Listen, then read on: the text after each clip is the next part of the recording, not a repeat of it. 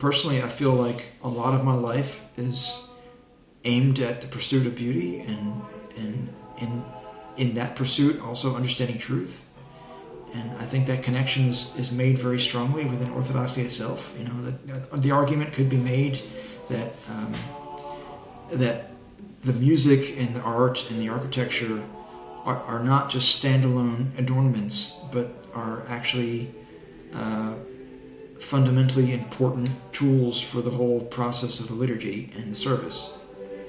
And I at risk of going beyond my depths of understanding of what's going on in those services, my understanding is that an Orthodox view is that through beauty there is truth, and through truth there is God, and so it seems like a natural and common experience when going to a service in Orthodox Church that they're aiming towards that, and I guess that stokes an interest from my artistic side of it. But I don't know. It's like I generally try to be a fairly thoughtful person, and to be conscious and purposeful in the things that I do.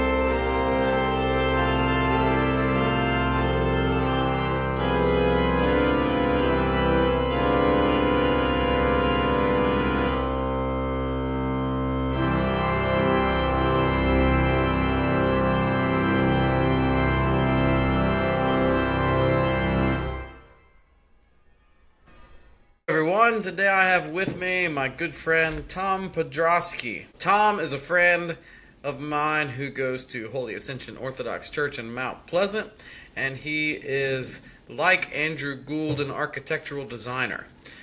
He teaches some at the Academy. What's it called? The College of the Building Arts? Yeah, the American College of the Building Arts. The American College of the Building Arts here in Charleston, and he is extremely talented and has a great eye for aesthetics and for design. And so I wanted to have a conversation with him about art and music and whatever he'd like to talk to us about. Tom, did I say Padroski right? That's pretty good. Most people butcher that. So yeah, Podhrazsky. Okay, is that Polish? It's Czech actually, which everyone Czech. Always guesses Polish, but it's fairly close. It's a Y rather than the I on the end, Right, yeah. But how long has your family been over here, do you know? My parents immigrated in 1985, so I'm firstborn generation here in the U.S. Okay. Yeah. How about that? Yeah, it's a little point of pride, and it's also sort of like a how do I put it?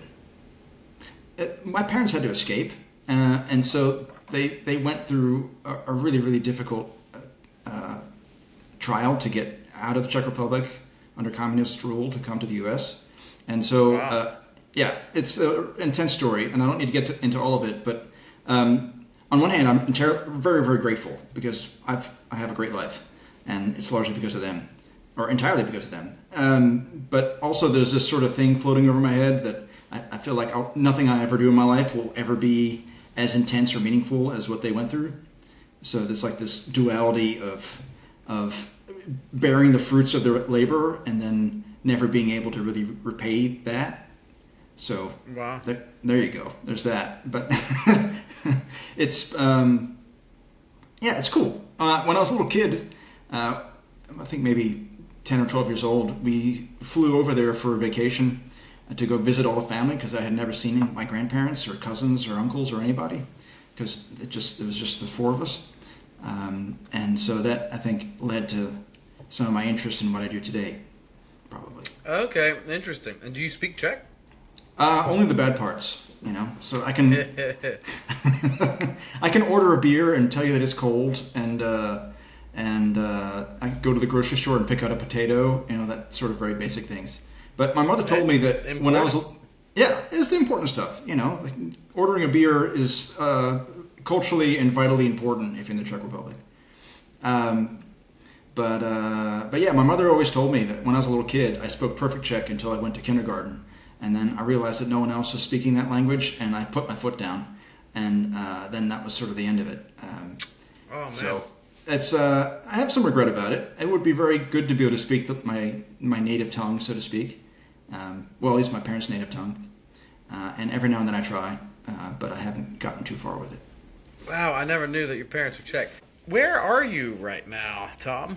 Oh, well, I'm in my office, which is one of my favorite places to be.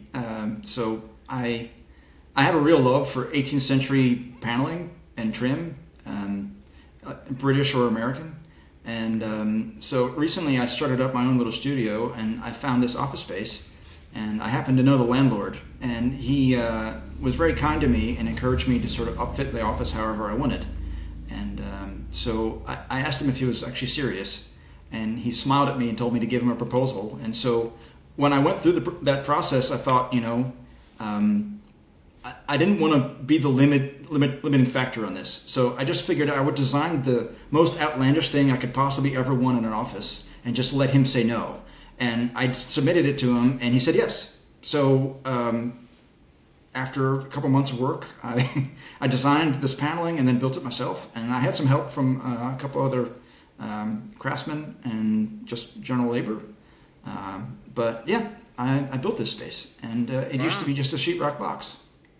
So show me what you got. I mean, if you don't mind. I mean, I know it's just from your computer camera, but I'd love to see a little bit because I haven't been there. Yeah. So this is. I can't give you the full view, of course, but basically what this room was is it's a 1930s or 40s, building that got cut up into a bunch of different units, and where that fireplace mantle is of course not a real fireplace, but there was a flue behind it.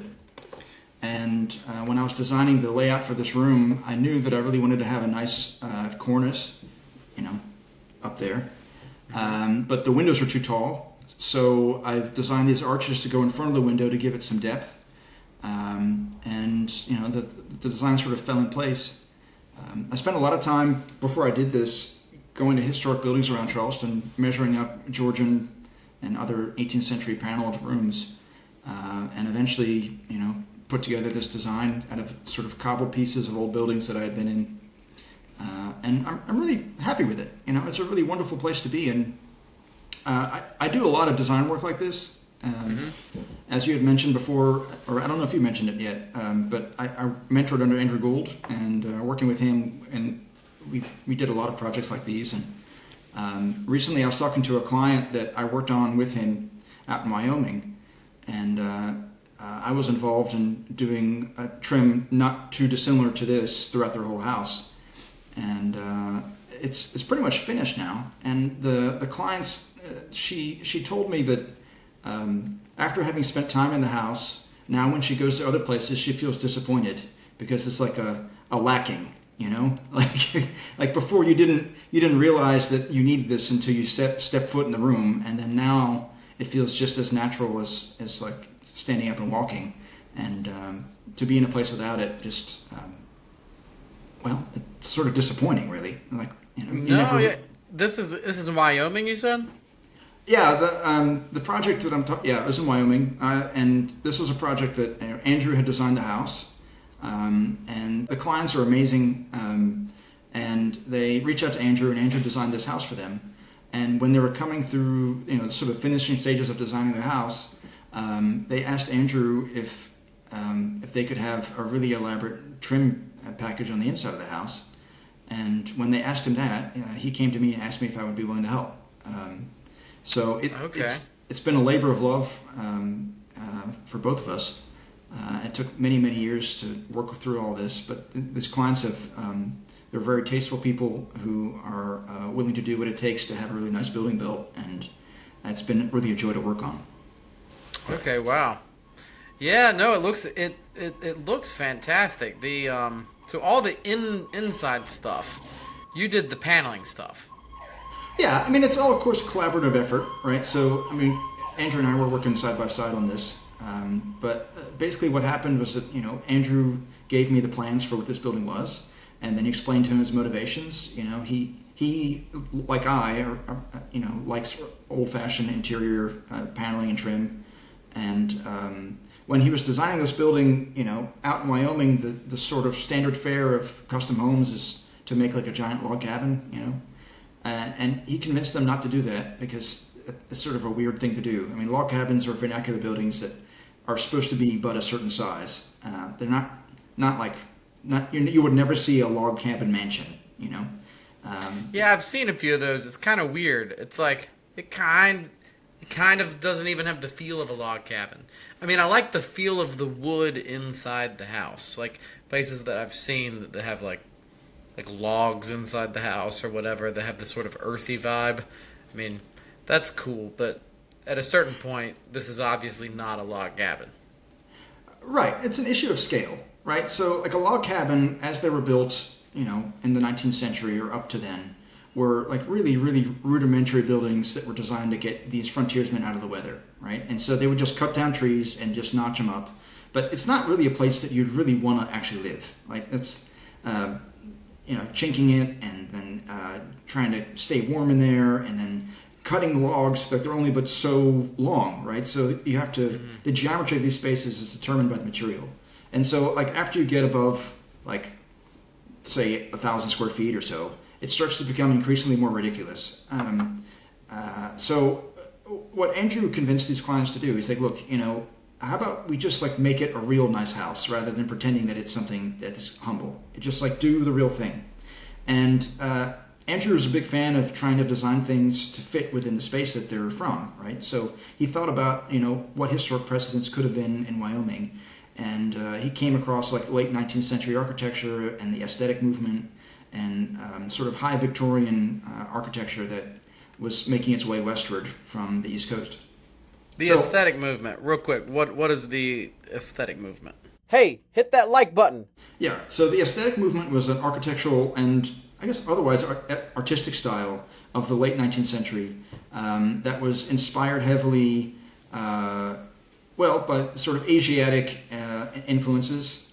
Okay. And combining that with the more Victorian and sort of Queen Anne styles and bringing them together. So you'll oftentimes see like,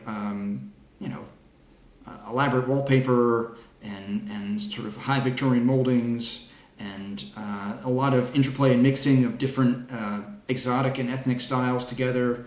There was a bunch of different iterations of this. So it's not the easiest thing to define cohesively, but it was a movement in the late 19th century. Okay. Yeah. So, sorry to derail you. So no, it's okay. He was looking at all of those influences and what would be proper to Wyoming. Right. Yeah. So he was looking at those, and the way that he works, and I work in a similar way after working with him for a long time, is that you sort of give yourself some sort of logical boundaries within which to work. Because if you don't have any limitations, it's really hard to be creative. And so he sort of created the story of this house. And then when it came to the inside, he combined his love of early Georgian American paneling with the aesthetic style of the house to create a theme for all the millwork and trim that was going to go inside of it.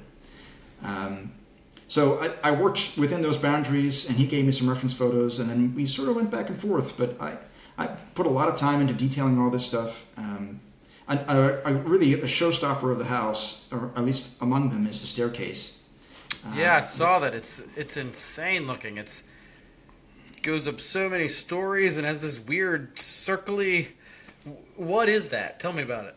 Yeah, it starts of course, with Andrew's plans, right? So when he was designing this building, he asked the clients if they wanted him to be bold or safe, and they said go for it and do something bold. So he put an octagonal stair hall in the center of this building, and then had a circular staircase that was going to go in it, right? So he had laid out the bones of what he wanted this to be, and then I spent some time looking at it and thinking about what this should look like. And of course, there's a lot of great Victorian staircases, and there's a lot of great Georgian staircases. But one thing that was particularly interesting about this staircase is that the way he had designed it, that the stair hall was made out of cinder block and was going to get stuccoed. And, to do it that way is sort of odd on the inside of a house. It's not a common detail, especially since everything else was wood panel and plaster. Mm-hmm. And so thinking about that, I thought about Michelangelo doing the Laurentian Library, and especially the stair hall there, which is a genius work of Renaissance architecture. And one thing I really liked about his work and Michelangelo's work in the Laurentian Library was that all of the trim and detailing on the inside of the stairwell going into the library was detailed as if it was the outside of the house. And so there's subtle nuances, and I think if someone wasn't well versed in architecture, they might not be able to pick it out. But it's something that I always admired. I thought that sort of mannerist playfulness of changing someone's idea of what a space is through trim details was kind of fun. So you're saying that the outside of the staircase looks as though it would be outside, rather than inside a house. Yeah. So the inside of the staircase, I wanted to detail it because of the materiality of the walls. I wanted to detail it as if it were an exterior space. Okay. So with trim, that's not so hard to do, but with the staircase, it was a little bit of a challenge because typically you don't have wooden exterior staircases, especially fancy ones, right? The weather, it takes far too much work to build a staircase like that, to do it out of wood and just watch it fall apart. So what I had to do was I had to detail this staircase as if I was looking at a stone masonry staircase, and sort of a monumental scale. And so what I ended up with was sort of heavy balusters and a really big railing cap, and the flow and tectonics of this staircase is sort of unlike anything you would normally see on the inside of a house, and frankly not even that close to something you would see in a Victorian house, because the scale of these things is not quite right. But we were very lucky in Wyoming that they don't have code enforcers in this town. Like we had modern building codes are good at keeping people safe, but they're also really good at keeping things less artistic than you otherwise might want them to be. You mean ugly? They're good at keeping things ugly. It makes it really difficult to make things beautiful. So luckily we didn't have that constraint, which is great. So we had awesome clients that were gung-ho, and then we didn't have code enforcers that are going to be sticking their nose in it. So I was really allowed to play, which is great. And then the other part of this, which is vital, is that we had a really good set of carpenters to build this thing. So there's a local company here in Charleston, guys that I know, that they specialize in elaborate custom woodworking, especially staircases. And What's their name? Competent Woodworks. Okay. Yeah, Jack and Katie are awesome. They're great. Just to give them a little shout out. Give them a little shout out. I mean, they're really, really good, and they're a dream to work with. And even despite some hang-ups that occurred during the process, as always happens in construction, they really pulled through and delivered a great product. So between the clients being great, and then between having a little bit of leeway with code, and between having these really exceptionally talented craftsmen building this thing, the project just turned out really, really well. I'm very proud of it. I know Andrew's really proud of it, and I'm sure I know the clients are appreciative of it too. So, like doing work like this is stuff that I've always dreamed of doing. And when I first got started doing this, I never imagined that this is what I would do. And I sort of pinch myself because it's not normal, but anyway. It's great. Hey, you mentioned a couple things I'd love to go back to. You said the Mannerist style. So, I love art. I love, architecture. I don't know that much about architecture. Now, I know there's the Mannerist style in painting, right, which sort of messes around with perspective in that things aren't properly within the frame, right? So like you're looking at a picture and then like half of the arm is out of the frame, and so that's sort of like a, what was that, like in the Netherlands in the 1600s, right? Am I totally off on that? Where I don't know about the artistic style, but it doesn't. It sounds very similar to what Mannerism is in architecture. So yeah. So what is Mannerism in architecture? Yeah, it's sort of like inside baseball is the best way that I could describe it. So like Mannerism, like in classical architecture, there's a specific order in the way things are supposed to go, much like in music, right? There's patterns in the way that certain like symphonies or minuets or a waltz or whatever else is supposed to go. So like imagine that you have that order and you're very familiar with that, and then you sort of reshuffle the order of things and it works, but it's just not the way that it's supposed to be, right? So in architecture is the same idea, right? So there's classical orders, and what Michelangelo did and what you do in a lot of Mannerist things is that you get sort of cheeky and playful and you put things in places where they're not quite supposed to be. And if you don't know what you're looking at, you probably won't notice. But it's for those people who do, it's kind of makes you take a second look. And Michelangelo was very famous for this, for doing that. And you see it in a lot of his buildings. Okay. Yeah, that makes sense. So it's sort of breaking the mold. Yeah, it's purposely breaking the rules and reinventing things. And a lot of those rules, like the historic tectonics of classical architecture, came from something. You know, it wasn't purely decorative, at least at first. It came from the structural necessity of building something. And then over time, as building technology changed and as habits of building moved about, I mean, you started using different materials. We still loved those details, so we just keep recreating them, but they lose their structural purpose and become just sort of an icon of a building or of a part of a building. And then, you know, over long enough periods of time, people forget what the source for all these things and details are from, but they still just like them.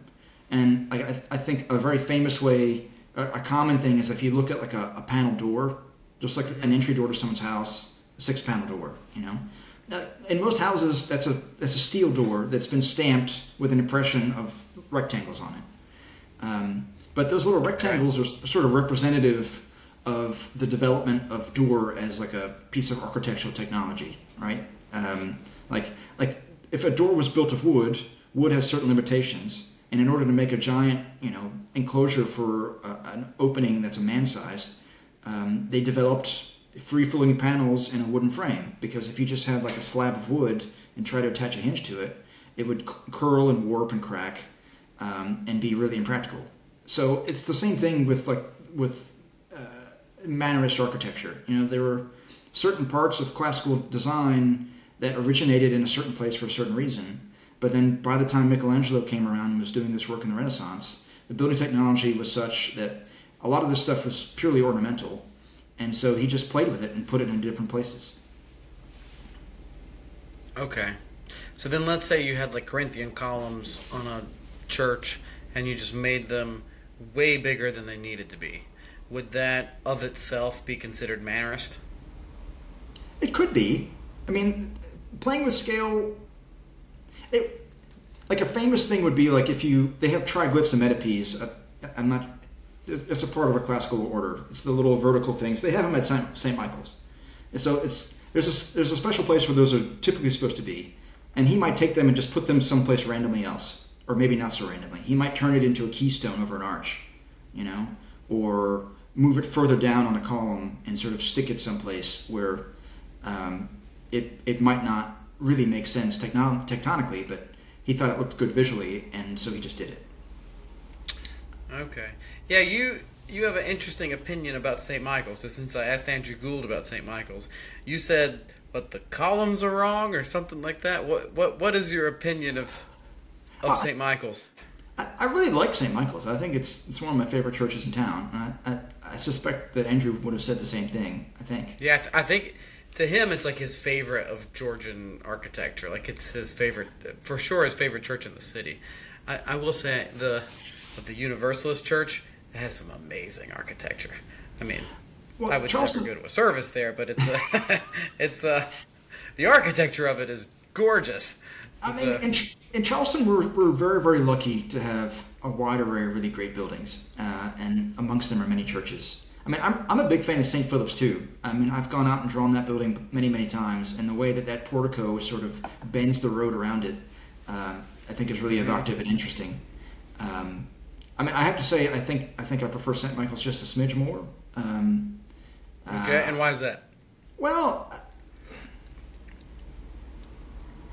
I feel like the interior is a little bit more welcoming, and it feels a little bit more like worn in, if is a good way to put it. It's sort of like the comfort of having your own slippers, except they're just like fabulous embroidered brocaded slippers, you know. So it's like, I think St. Michael's has this really great balance between formal order and architectural correctness to it. You know, like this, things are in the right place, and things are really nicely proportioned. But it's also lively, and it feels welcoming and warm. It doesn't feel intimidating like some very formal spaces might feel. And I think that's a really great balance for a church where you're going to be attending service. You know, I like being in there. And this past semester, I took a group of my students in there to do some measure drawings and spend some time in there. And I specifically liked St. Michael's because I feel like it's a really great example of early American architecture, and there's a lot to be learned from being in the space. If I remember, The house in Wyoming, the ceiling. There's so two questions. One is the ceiling that is paneled that has all the squares on it. I've seen some other Jacobean architecture that has that same sort of, you know, square paneling all on the ceiling. What is that, and why is that? so that's a detail called a coffered ceiling. Coffered ceiling. Coffered ceiling, yeah. And I love it. It looks great. I don't know what it is, but I love it. Yeah. Thank you. Yeah, I mean that's a super old detail. You can see that on the Acropolis in stone. Okay. You know, so that this is something that's been going on for a long, long time. And again, it's a detail that comes from the tectonics of building things, right? So you would have giant beams that would be holding up roof trusses, and then they would start, you know, subdividing those beams with little cross beams, and then they fill it with panels so that they can have a ceiling. And that's just, you know, more durable than putting plaster on lath, or in earlier times when they may not have made wide use of that, or didn't want to in a nice old building. That's what they would do.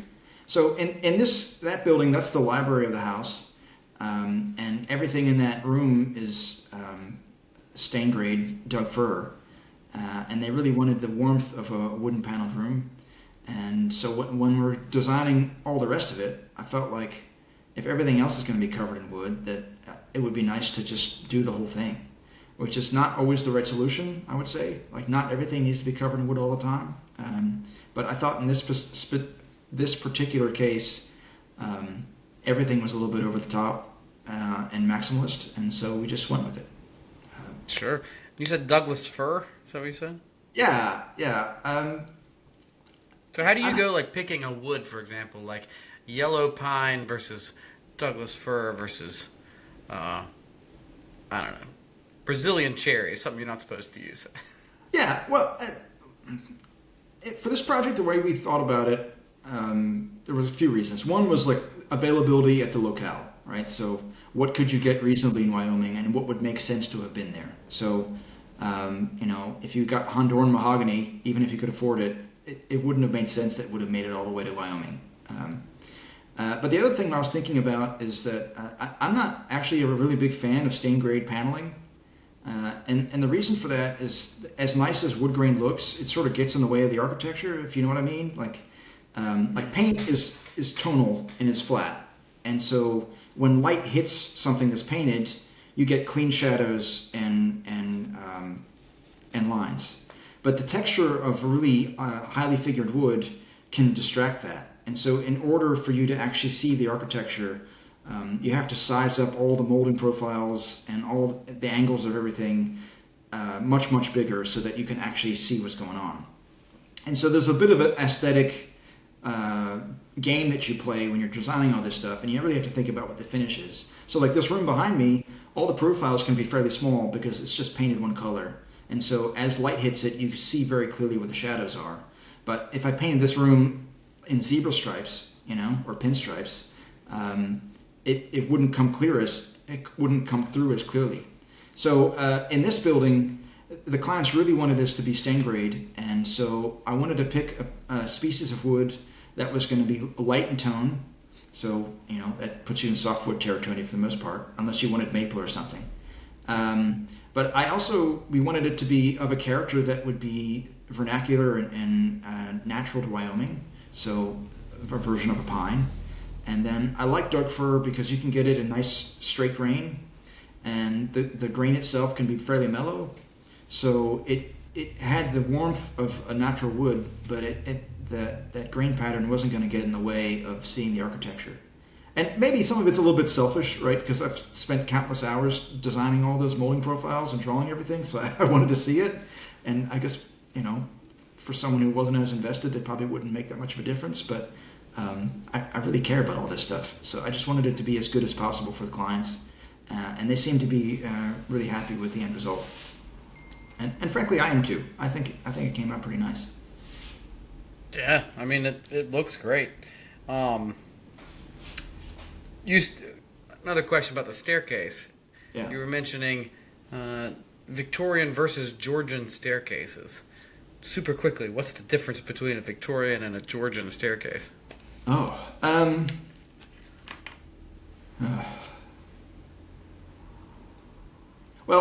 there's a bunch of differences. So a very basic one is just the influences and equipment. So Georgian staircases were all built by hand, right? And everything had to be made by hand. They didn't really have an industrial process for delivering materials and shaping it. And so that affected the way that things looked and affected the size of things. Oftentimes Georgian detailing is a little bit more refined and subdued than Victorian stuff that tended to really go off the walls and get pretty elaborate. I find that with a lot of grand Victorian staircases, everything tends to get slightly bigger. And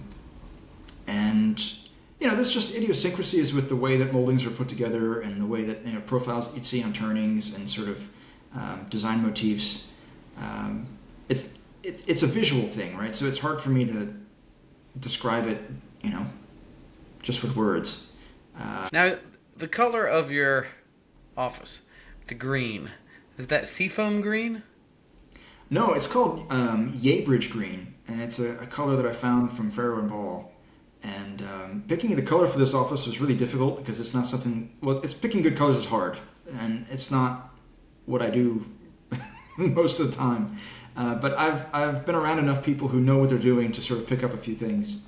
And so how'd you go about it? Because I know, like, for example, Andrew Gould's house, he has that, his living room with the awesome barrel ceiling, and he has some like 11 shades of green or something like that in the paint, and the trim is like opposite what it normally is, like it's lighter than the inside, and all this quirky stuff that makes sense when you look at it, but I would have no idea. So, and he loves green as well. And so I see you love green as well, and there's like a colonial seafoam green, right? I think he did some consulting for like a local church, Anglican church, who got kicked out of their building and like went to a Baptist place, and they were painting, and he said, "Oh, you should do it this color of green," and it was almost the same color of green.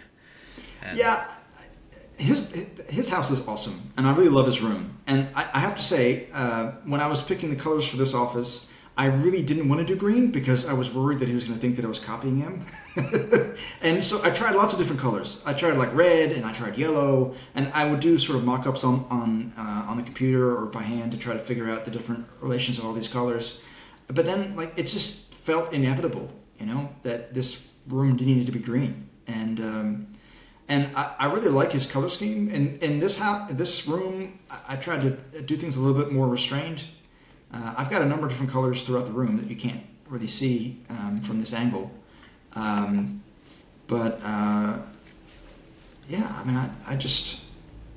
not sure how to describe it.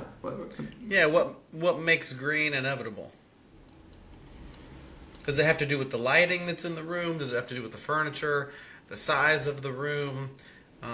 Is there something about the architectural detail? Sorry, I know this is an out there esoteric question, No. but I'm super curious how you get to like why a color would be inevitable.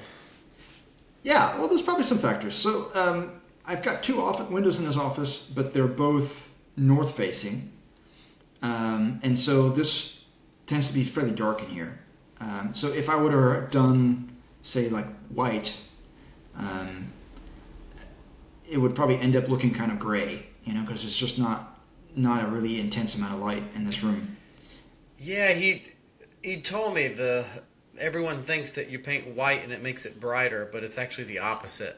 That white works really well in a place where you have a ton of light, but that if you want things to be brighter, you should actually paint them like bold or even darker. And you agree with that sort of paradigm?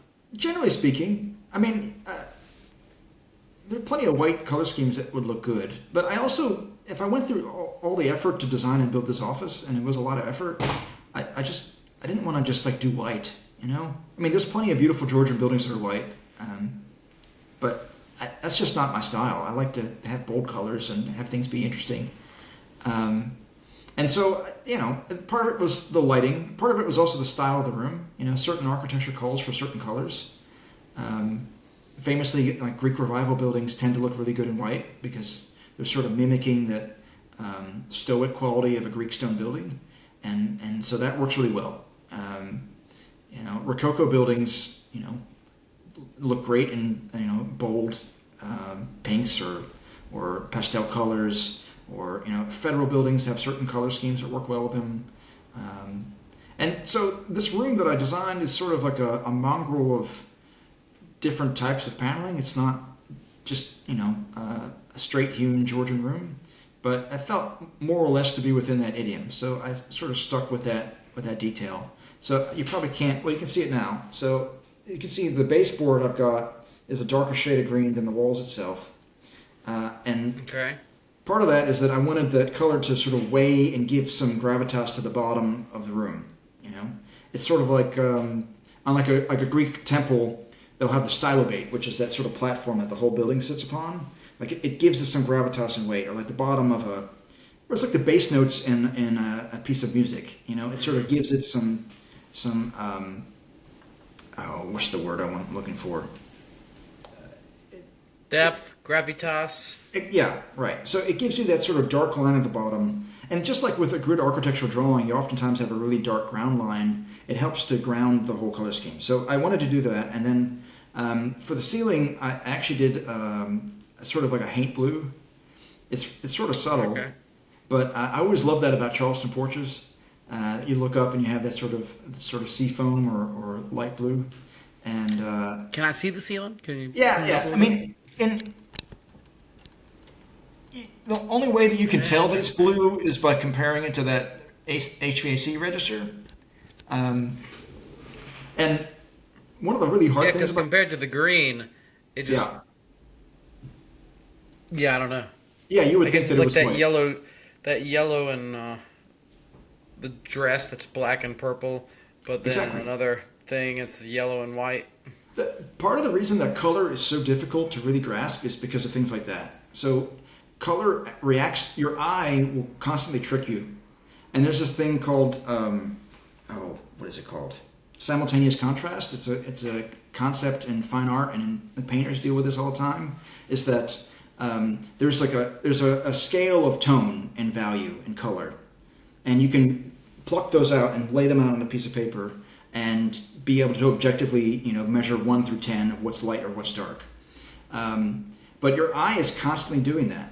So if you choose to focus in on, one small portion of that building or of your painting or of the wall, your eye is going to filter out light from dark. And if you zoom out and look at the whole thing, you're going to recalibrate and see light and dark in different ways. So if you were to draw a picture by breaking it down into pixels and then doing a full value range in each one of those pixels and you put it together, your drawing probably isn't going to be all that good. It's going to be somewhat jarring because you're going to have a constantly range of 0 to 10 on all these little squares. and it doesn't reflect well what you as a viewer see when you're looking at something in real life. Because when you step back and look at a whole forest, your eye sort of blends things together, and your brain picks out things that are important to see, and there's a lot of inference that happens. And the same thing is true with color. So when I first painted that blue on the ceiling, it was very, very bold, and it sort of made me question my life decisions. But then after all the other colors come together, then all of a sudden it works cohesively. I mean, you're a musician, right? So if you were to just pluck out certain parts of a symphony and play them by themselves, it might not sound all that great. But then when all the parts come together, then all of a sudden you get the full thing. And color works in that way, and it's incredibly difficult to really know how things are going to work out, especially since like these colors are really reactive to light. So different times of the day, this green wall behind me will be a different sort of shade. And so it's just, I really struggled with it. I'm happy with what I came up with, and I'm getting better at it slowly. But for those interior decorators or artists that were excellent with color, I have a lot of admiration for them, because it's not the easiest thing in the world to do. There are books that you can read where, like, in 19th century academics, like Munsell was a famous one, who like broke down and categorized every single color and created their own scientific notation for how to manage color and to organize it all, very much the way that you do so with music. And you can read it. It's fairly dense. It was hilarious when I was going through this, because I was reading some of this stuff for this class that I teach. And in the beginning of this book on all these dense color theory, he explained that he was writing this book for elementary school teachers so they could teach their students about color. And it's, as a professional adult, reading that was a little bit embarrassing, to think that these 19th century children knew color better than I do. But such is life. Yeah, sometimes maybe they just say that. Well, that could be too. They could have been bluffing. Maybe I'm a little bit too trusting, but it is what it is. What about like the colorists, or all of like, I know you're a pretty traditionalist architectural designer. You're not really into the avant-garde or modernism, but do you see any value in like what Kandinsky said about color, or Rothko, or the colorists, or like, is there something in your estimation that can be gained from all of that? I honestly don't know what they said about color. So maybe you could tell me. I mean, I'm familiar with Rothko and Kandinsky, and I love Rothko's paintings. I think that they're amazing. And though I don't have a personal penchant for modern or contemporary art, I wouldn't be. There is great modern and contemporary art. I think Rothko, though he's not contemporary anymore, there were a lot of 20th century artists and painters that I think, and architects, that did really, really beautiful things. It's just not my style, personally. No, sure. No, I read I don't even know if I finished it. I think I read most of it. The Spiritual in Art by Kandinsky, when I was like 19. So this was, 14 years ago. So it's been a little while. But he had like a specific association with every color and with every shape and with points and all kinds of things. And it was a little esoteric. It's a little out there. Yeah. Evidently, Father Seraphim Aldea, who started the Orthodox monastery in Mull in Scotland. Mm-hmm. I met him one time, and I think he told me that he like carries a copy of that book around with him. All right. But I don't know. It was pretty out there.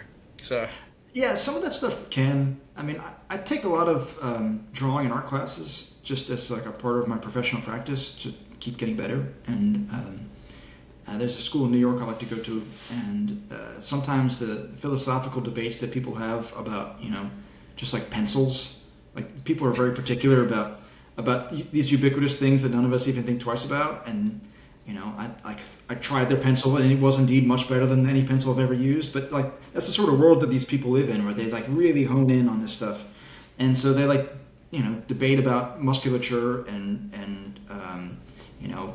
your mental state while doing drawings or making work, and they talk a lot about like nutrition and taking supplements so that like they're on their top game, and it's really entertaining and sort of impressive and intimidating at the same time.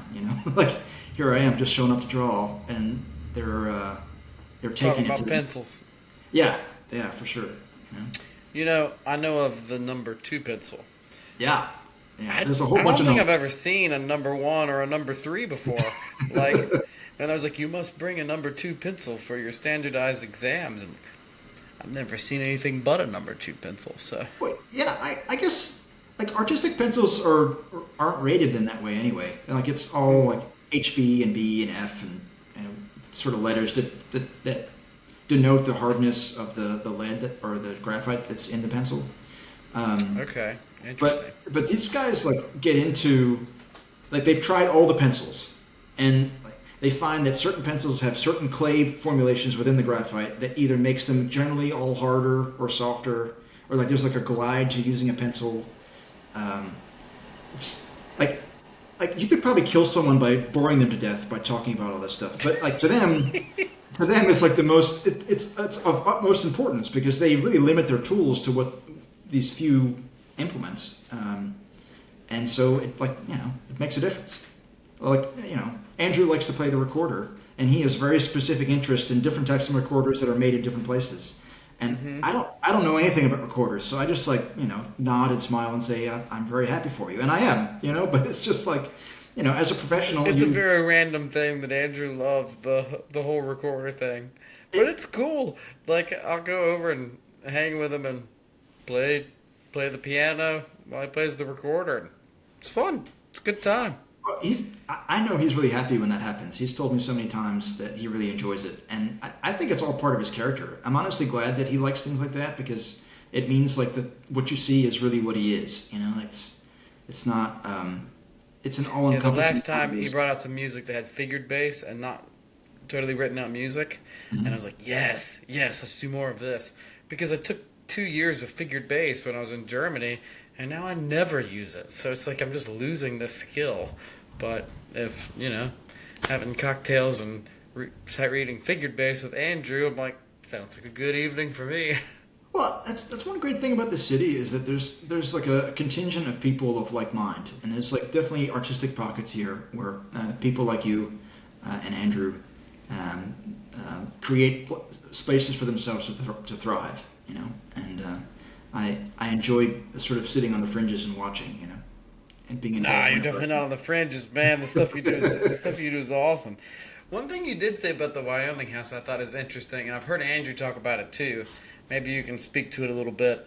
Is how he comes up with a story of a house, like a fictional story. Yeah. And it does kind of seem to me like there could be something both inauthentic and something super authentic about it. Like it gives you parameters from which to draw. Yeah. But like, and I don't know where the line is because of course this isn't my thing. But at what point does it become inauthentic? Because because his Holy Ascension I find amazing. Yeah. I know of like one person who doesn't like it because they're like, oh, you shouldn't have a blah blah blah with the. You shouldn't have the dome with the Russian thing or, I don't know, some nonsense I don't care about.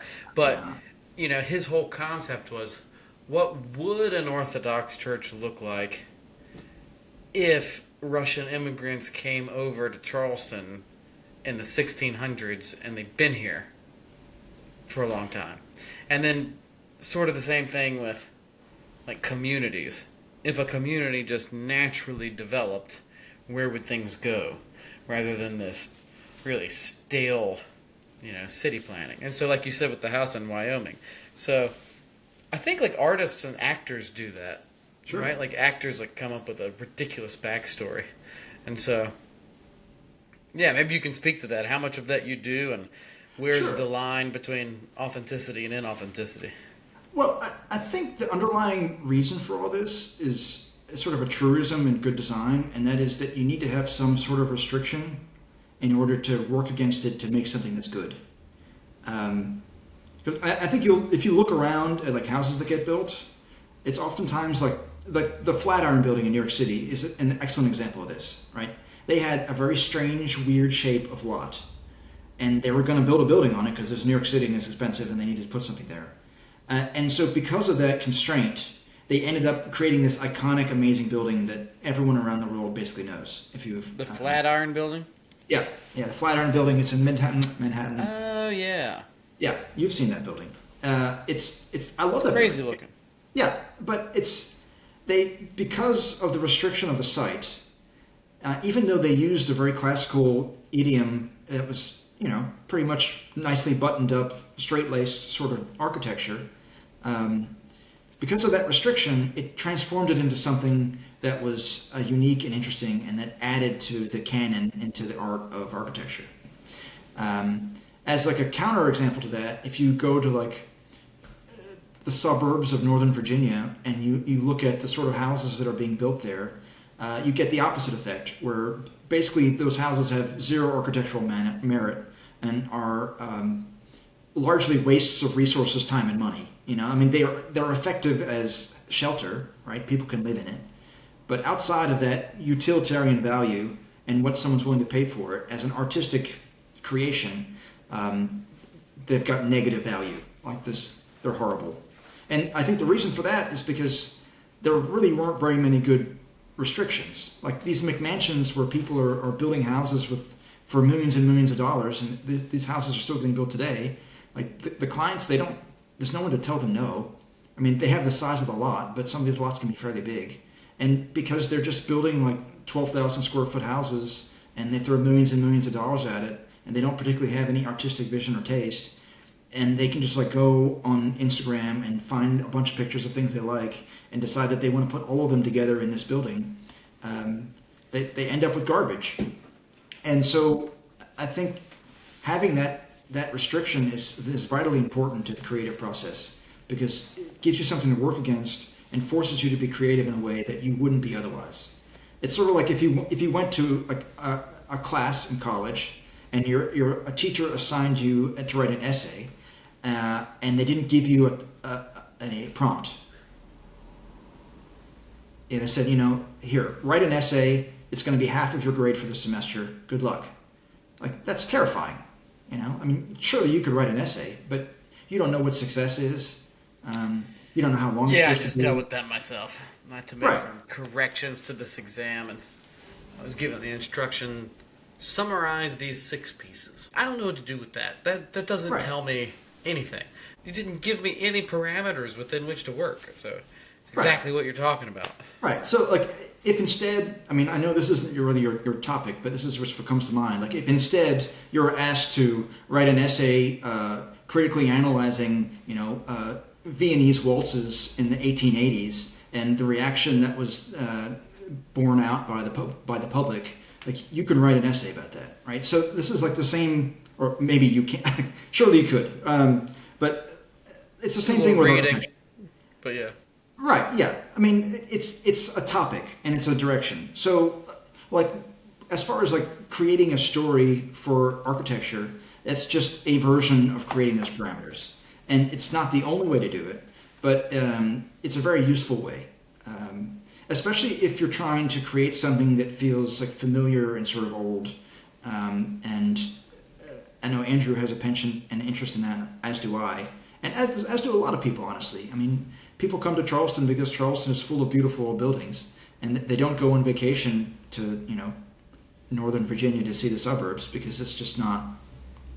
It's not, beautiful. So we have. But is there like a place where it becomes LARPing?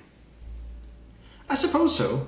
And then, like, where would you get that? Because the same question, this probably interests you slightly less, but is in liturgy.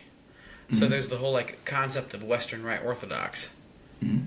and then one of the arguments against Western Rite Orthodox is, but it's LARPing. It's not coming out of a tradition. They're just like, hey, what would a hypothetical Liturgy of the Sarum Rite look like, even though we haven't had a Liturgy of the Sarum Rite, you know? And then for sure, like, all the stupid neo-pagan rituals, you know, where, like, they're deriving liturgies from Christians who were talking about the neo-pagan liturgies. It's like, they're like, yeah, I'm a Valentinian Gnostic. I'm like, oh, you mean you just read all of Irenaeus and decided that all the things he was railing against, that's what you believe? It's like your version of your own hypothetical religion is just the diatribe against it by the guy who won. So anyway, long spiel, but same thing. Like there's the criticism that's lobbed is y'all are just LARPing with the liturgy, and I'm not saying that's so. I'm not saying Western Rite is LARPing, although neo-pagan rituals are totally LARPing. But you know, new Georgian architecture. You know. Yeah, it's I'm not sure exactly how to dissect that, and I guess the best way that I can think about it is. In art, as in architecture or anything else, there's always a push and pull and debate. A more famous debate, but along the same lines in architecture, is about materiality and whether something is real or not. You know, like there's a lot of great architecture is architecture that truly expresses the structure of the building, right? And so a complaint that modernists had against classicists was that like all this ornament was just unnecessary frill. And we're going to show the true architecture and the true structure by stripping all that away and just having steel and glass and a roof, right? And so some of those buildings I think are really quite attractive and sort of interesting. I think ultimately they're not great domiciles because they don't connect on a human level with the people who are living in it. But that's a different thing. But I think. It's a very real debate and an honest debate to be had, and like where you draw the line, I think has more to do with the quality of the outcome rather than the incentives or the belief of the practitioner that made it. You know, like I've seen classical buildings that look really, really great and convincing, and that are as old buildings but are brand new, and I think. In the fact that they're comfortable and beautiful, and they suit the needs of the owner, I think that makes for great architecture. And whether that's LARPing or not, I don't particularly care. You know, it's like as long as the client's happy and it looks good to them and to you, if someone else doesn't like it, then that's fine. You know, because that's a matter of taste. And I think if you're designing things that are so neutral as to be unoffensive to at least somebody, then it's probably so neutral that it's not really worth doing or not good. You know, I think most good work makes some sort of a statement, you know, or at least has something that it's doing that sort of stands out a little bit. I don't think that novelty is the main thrust in good work, but I think it certainly has a part. Yeah, the novelty thing drives me insane. I think that's isn't there like a vice that's like acedia or something like that, where it's like the insatiable thirst for novelty. Yeah, I think where modernity goes wrong with art is that they have rejected all the other parameters that make something good and have focused solely on novelty. I've got a friend who's a painter, and we have these debates sometimes because we're on polar opposites of the spectrum, but we can still have great conversations about art. And my contention is that like if novelty for novelty's sake ignores all the other things that make something that's great, you know, I think for something to be worthwhile, there has to be skill involved, you know, or some sort of skill. There has to be aesthetic considerations. There has to be like the considerations of the user. And I think if you and novelty isn't something that you can even chase. Not really. I think that when you chase novelty, you end up something that's stilted and falls flat. I think like true novelty comes as a side effect of being genuinely interested in something that you're doing. And it's like when you love what you're doing so much that time disappears and you forget what you're doing, and you realize you hadn't eaten all day because you're so absorbed in the work that you do. And if you live a creative life like that, where you're pursuing this line of work, and if you do that enough, your work takes on this painterly quality where someone can look at something you've done and know that you did it. You know, like every great artist or composer, like if someone plays Bach. Do you like Bach? I know you like Bach. You should buy a copy of my CD, Bach's Klavierübung Dritte Teil, at the Waltershausen Trostorgan, which you can purchase on my website, MatthewWilkinson.net. There is a link below. And then you know that it's Bach, because there's certain tells, right, that separate him from other Baroque composers. So just like or even like Martha Argerich. That's a crazy example, because she's playing all these different composers, Beethoven and Brahms and Rachmaninoff. Yeah. But there's something so unique that you could almost just play a recording and I could tell you that's Martha Argerich. Yeah, or doesn't like matter the composer, and she's doing justice to the style. Right. It's not like she's not playing it like Brahms, but she has that unique voice, but it's not because she's trying to have a unique voice. Right, and I think if she were trying, then it would be stilted and everyone would know. It's like it would be long. Sorry to everyone who likes long. Yeah, I mean, have you ever seen videos of like interviews with Glenn Gould? Mm-hmm. I find it fascinating because there was this one interview where I think it was like Canadian Broadcasting. They went in his house and he was like working on something on the piano, and he had his dog, you know, and he would like get halfway through a couple measures, and then he'd get up and like gesticulate around and run around the room, and then, you know, like flap about, and then sit back down and play again. And I completely get that, you know, like there's like this certain obsessive and compulsive and sort of distracted way of creating that sort of encompasses and possesses an artist. And when they're great and maybe a little bit crazy, then that comes out, you know, as a reward for all the other stuff that they have to put up with. And I think when people try to pursue novelty as an end in and of itself, it's like they want the victory without the battle, you know. And I don't think there's any shortcuts to creating great work, and I think that's because of that. It's not a lot of great work, because it takes a lot. I mean, every now and then there's a savant that comes around who is just like born with the Midas touch, and untrained can go and do things. But for every other great artist, it's just an enormous amount of effort. And I think a lot of novelty comes just from cross-pollination. Sure. It's like you don't have to try to be new. Just be insanely good at two things. Yeah. Of your own craft. You know, that's it. Frank Lloyd Wright is a great example of this, right? And he's the architect that everybody knows. So he famously changed the architecture all over America. Like every ranch house that we live in is, for better or worse, because of him. Really? Okay. Yeah, but that came from two very specific places. So Frank Lloyd Wright, naturally talented, but he also trained under Louis Sullivan, who was at the time one of the leading architects in America, and a great architect in and of itself. So he had Louis Sullivan and worked under him for a while. Then he also cross-pollinated that architectural training and background and his understanding of American architecture with his deep passion and interest for Japanese art. So he spent a lot of time in Japan studying Japanese art and architecture, and he combined those two.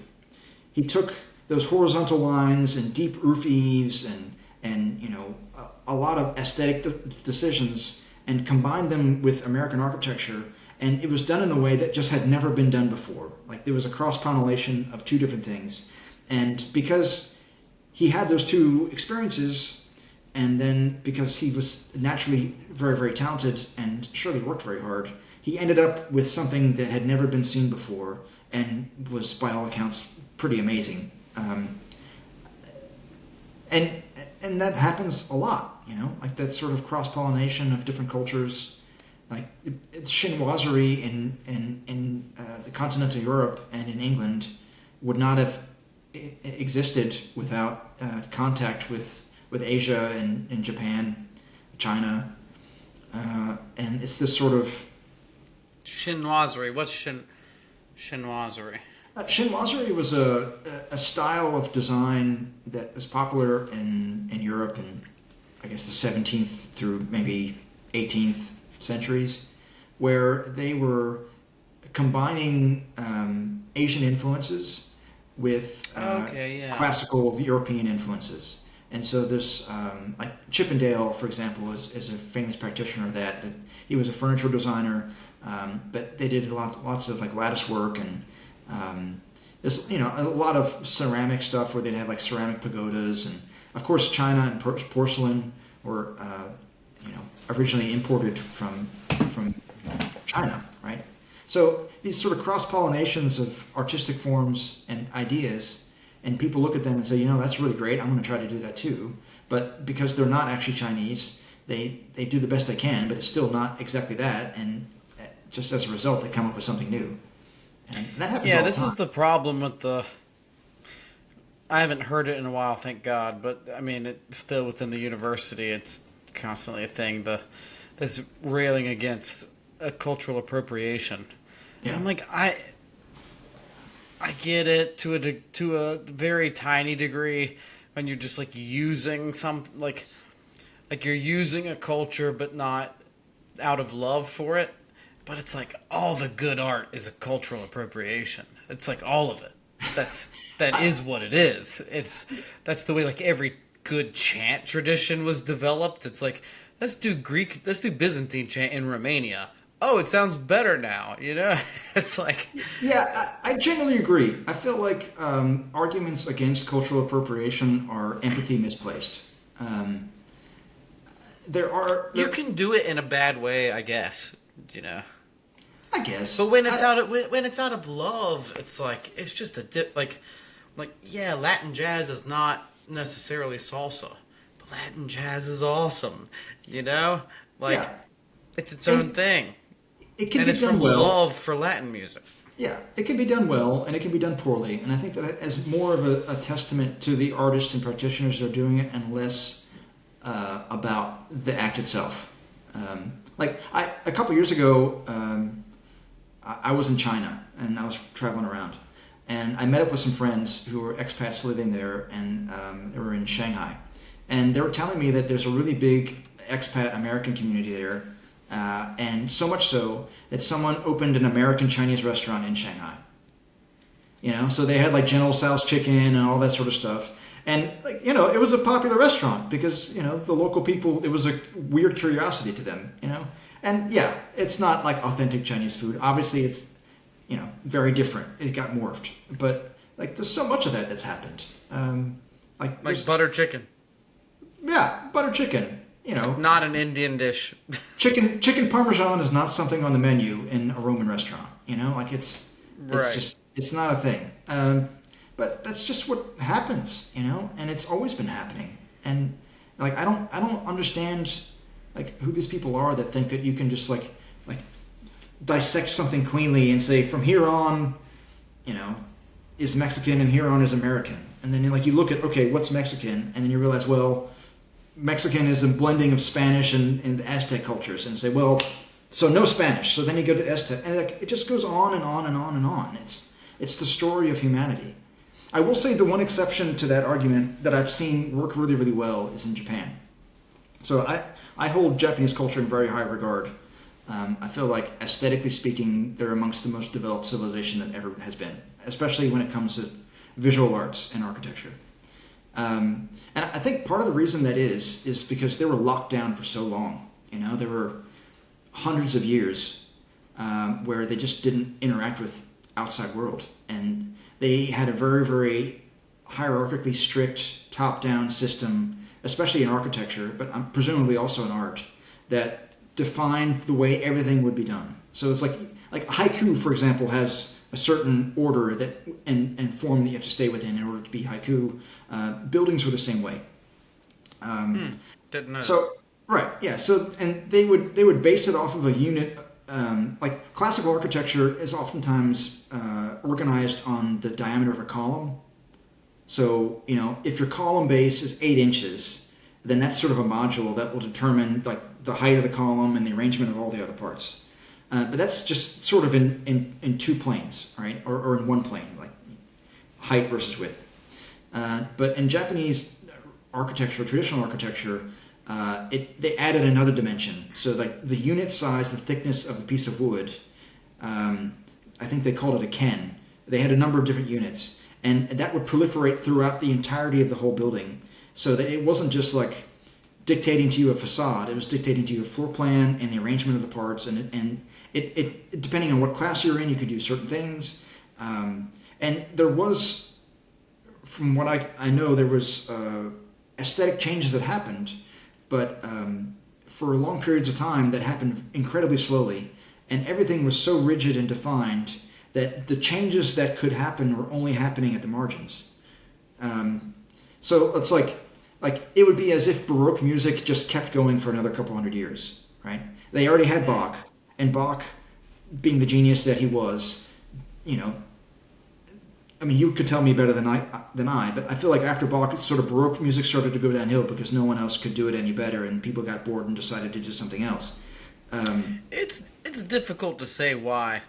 There is something about the artist who is the one who exhausts the tradition. Right. I mean, the art of fugue is sort of the culmination of fugue. There's no one that could do fugue it's like the final statement on fugue. Right. Could someone have come about had hypothetically Baroque music stayed, the cultural milieu of the day? Then maybe. But I also think it was philosophical stuff that kind of pushed it away from the Baroque as well. Like it was something of the Enlightenment rationale, and that drove this antipathy towards fugue and an antipathy towards hierarchical structures within music itself. And so that like Rococo and the Galant was all bearing out Kant and that sort of thing. Yeah, and that's a normal sort of sine curve, so far as I can tell, of how culture and art develop. Is that people pursue something until they can't really pursue it any further, they think, and then it goes off, and then something else comes. But like with these Japanese buildings, that sine curve just kept sort of going across, and so they were mandated how these buildings were supposed to become, how they were supposed to be built, and so the only thing that they could do was sort of work on the margins to continue to improve. I don't know exactly. I mean, I'm a little bit fuzzy on dates, but from what I call, it was a period of a couple hundred years, and so they started to really, really, really refine things, and to a point where I feel like they got an aesthetic sensitivity that we hadn't developed. And that's really inefficient also, if you think about it. Like there's a certain point in which good is good enough, but they just kept going. And so I feel like their culture is one where like that whole argument of LARPing, though, and cultural appropriation, which I generally agree with you on, I think like that the example of Japan and what they had done with their own culture and arts, even though they did appropriate lots of things from China and other places, Buddhism, tea, lots of other things associated with it. Like I think after they sort of developed their own thing and they buried themselves down into it, it did create results. Yeah, but I don't see the argument against cultural, just to what you're saying, I don't see the argument against cultural appropriation being one that's used as the mode of love for one's own culture. Yeah, like Japanese developed, but part of that was probably somewhat of like a nationalist move. Sure. It was like no, we're going to be this. We are going to be Japanese. Therefore, we are not cultural appropriating, which I guess is sort of the paradoxical side of. It's like the paradox of arguing against cultural appropriation is, well, the opposite of cultural appropriation is nationalism, and supposedly the people that rail against cultural appropriation don't like nationalism either. So, Well, yeah. so if you don't have cultural appropriation or nationalism, then you're just left with ugliness. That's it. Yeah, well, all you got is ugly. Well, what I'm saying is that the argument against cultural appropriation would be is that if you just stick to your own lane and you just like do it forever, eventually it'll very slowly continue to get better. But I don't know that I would recommend that as like a philosophy of art. I think what happened there was a confluence of a number of things that probably aren't really all that healthy, you know, like top-down iron grip, you know, control over the artistic sentiment of a whole people for a long period of time. It's like, you know, effective. Probably not good. But it's not something that I'd recommend or I'd want to volunteer to be a part of. But yeah, so anyway, that was a long divergent, wasn't it? It's good. You mentioned Frank Lloyd Wright. You know, I think I have a love-hate relationship with Sure. Frank Lloyd Wright. What's the house that he built where he said, I won't do it if there's any sort of a budget? Streaming water, falling water? Falling water, yeah. Falling water? Like that house, I mean, maybe it's modernist, but it looks awesome to me. Like, I think it's a cool looking house. And supposedly everyone who's lived in it has lived to be like 100 years old or something like that. You know, but then he built this Orthodox church. Have you seen the Greek church that he built? I don't think I have. I know there was a synagogue that he did. Let's see. The Frank Lloyd Wright Greek Orthodox Church is just abysmal. Yeah, Annunciation Greek Orthodox Church. And he was like, you know what I'm going to do? Instead of building a Greek church with a dome, I'm going to make the whole church a dome. Oh, God, that doesn't sound good. So it's just a dome. And I mean, I guess it's important because it's Frank Lloyd Wright. But if anyone else built it, then, you know. And so Andrew said Frank Lloyd Wright he's not really modernist or postmodern. He's Frank Lloyd Wright. Frank Lloyd Wright is just Frank Lloyd Wright. There is no category of Frank Lloyd Wright. So, and I know you're pretty atavistic, you know. So what's your love of Frank Lloyd Wright, and what do you hate about Frank Lloyd Wright? Oh, and what can we learn from Frank Lloyd Wright? You know, it took me a long time to actually like him, and part of that was because of my background at ACBA, and I once trained as a carpenter, and all of his buildings are terrible in maintenance and they leak, and they're like heating them is a bear. Like there's so much about everything that he's done that from a craftsmanship standpoint is poor. And I think that if you look at his buildings today, I was just in Arizona last year, and I went to see Taliesin West, and the design of it is a marvel. And his arrangement of space and use of form and light and all the sort of datum lines that he runs through his buildings are really amazing. But if you actually look at the construction of these buildings, it's really not all that great. They were not like highly finished quality buildings, and I think so. From that point of view, I really disliked him. And then also, of course, there's all the stories of him being a less than pleasant person, and so that didn't win me over too much. But as an artistic statement, and as in a way of arranging, as a practitioner of using space and materials, he was a genius. I don't think that there's any doubt about it.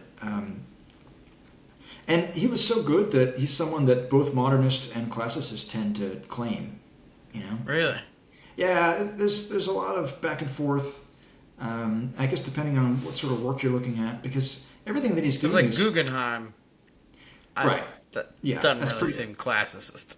No, definitely not. But his early parts of his career definitely were. You know, there was a lot of traditional things, and so he was someone who was able to reinvent himself over and over and over again, and created a really prolific corpus of work in many different styles, and his ability to seamlessly weave parts together to create a whole, and his really close attention to detail on elements and how they all interacted together. It was really impressive. I think is it the Roby house where he used Roman brick? It was sort of long, skinny brick, and he had the masons alternate the color of the mortar. So the horizontal mortar bands were one color, and the vertical mortar bands were a different color, because he wanted to accentuate the horizontality of the building. And interesting. Like if you asked a mason to do that today, they wouldn't do it. Like you would have to pay them an enormous amount, and they would think that you're nuts and hate you for it, you know. But that was the sort of person that he was. He was able to, first of all, he thought in all these small little details, but he was able to execute and create these buildings. And so yeah, I've definitely got a love-hate relationship with him. I've warmed up to him lately, but sort of begrudgingly, because I honestly feel like the thing that separates architecture from art is that architecture has actual tangible requirements that like fine art, like a painting, doesn't have. You know, like fine art can be anything from a really beautiful portrait to splattering paint on a wall, and there can be arguments to be made that that's art. But I feel like architecture can have lots of range, but still it has to keep the weather out. You know, like the point of a building is for people to habitate it most times, and so that Unless practical it's a stoa.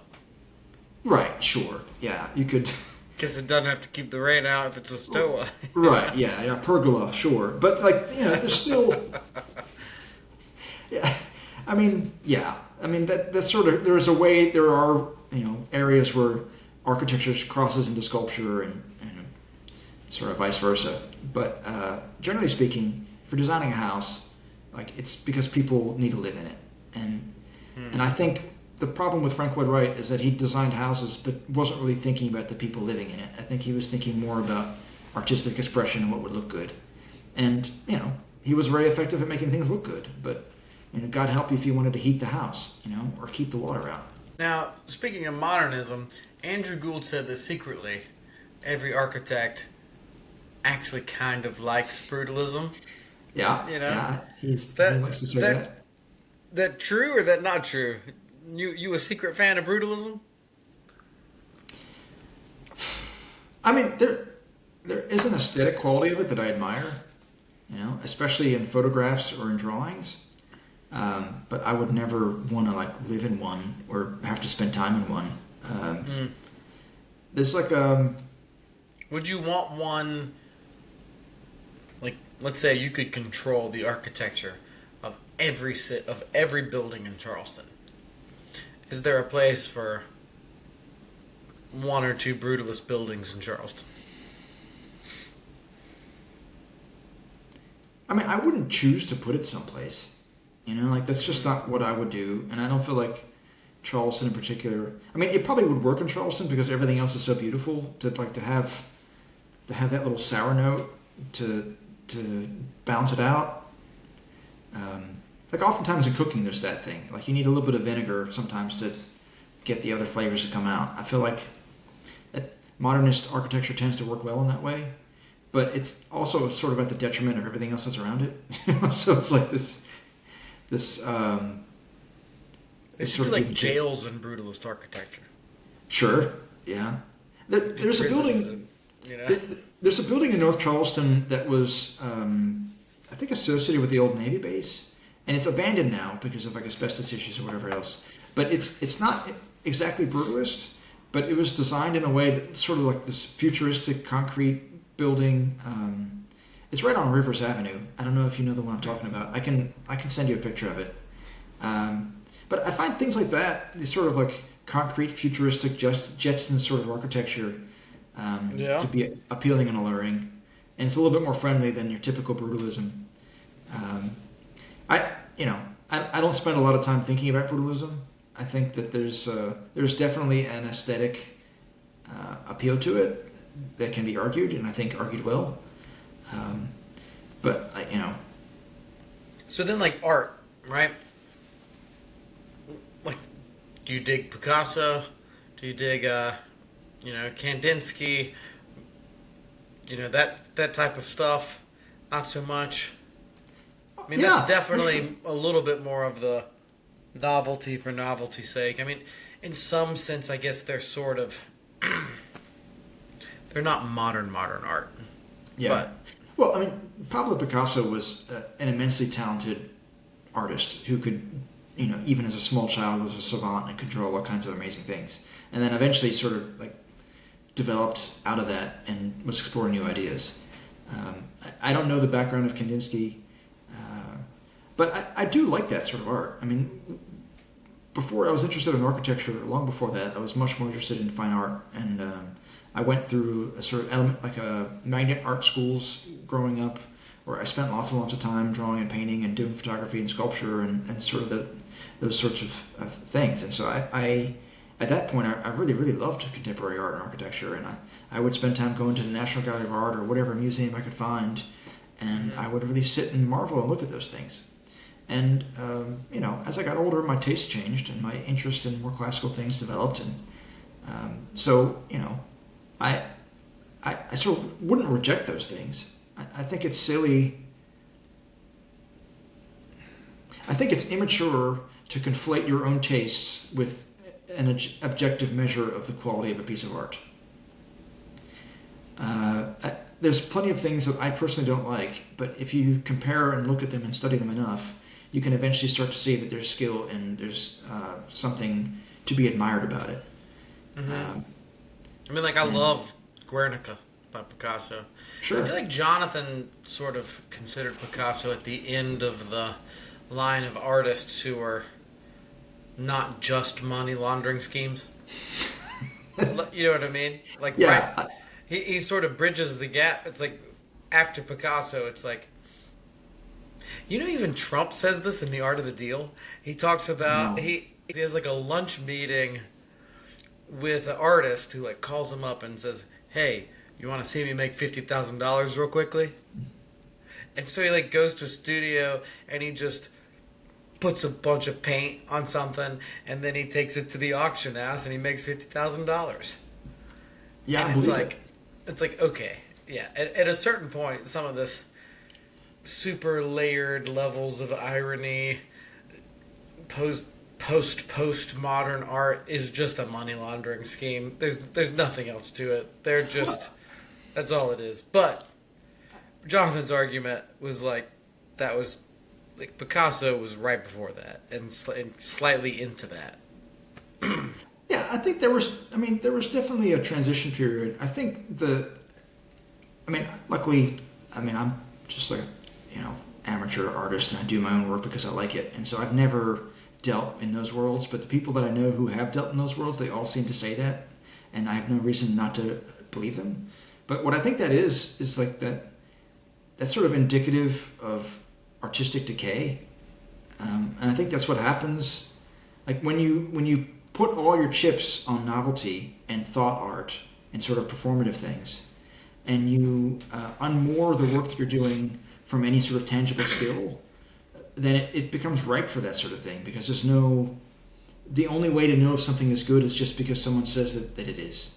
And it's sort of easy to gaslight people into, believing that taping a banana onto a wall and putting up at, Art Basel, people spend lots of money on it, and it's sort of like this inside-outside joke where, the artist knows that he's making a mockery of the art world, and the person buying that art also knows that he's making a mockery of the art world, and they're both sort of like laughing because the patron doesn't care that he just spent $1 million on a banana, and the artist is laughing because he just made $1 million selling a banana.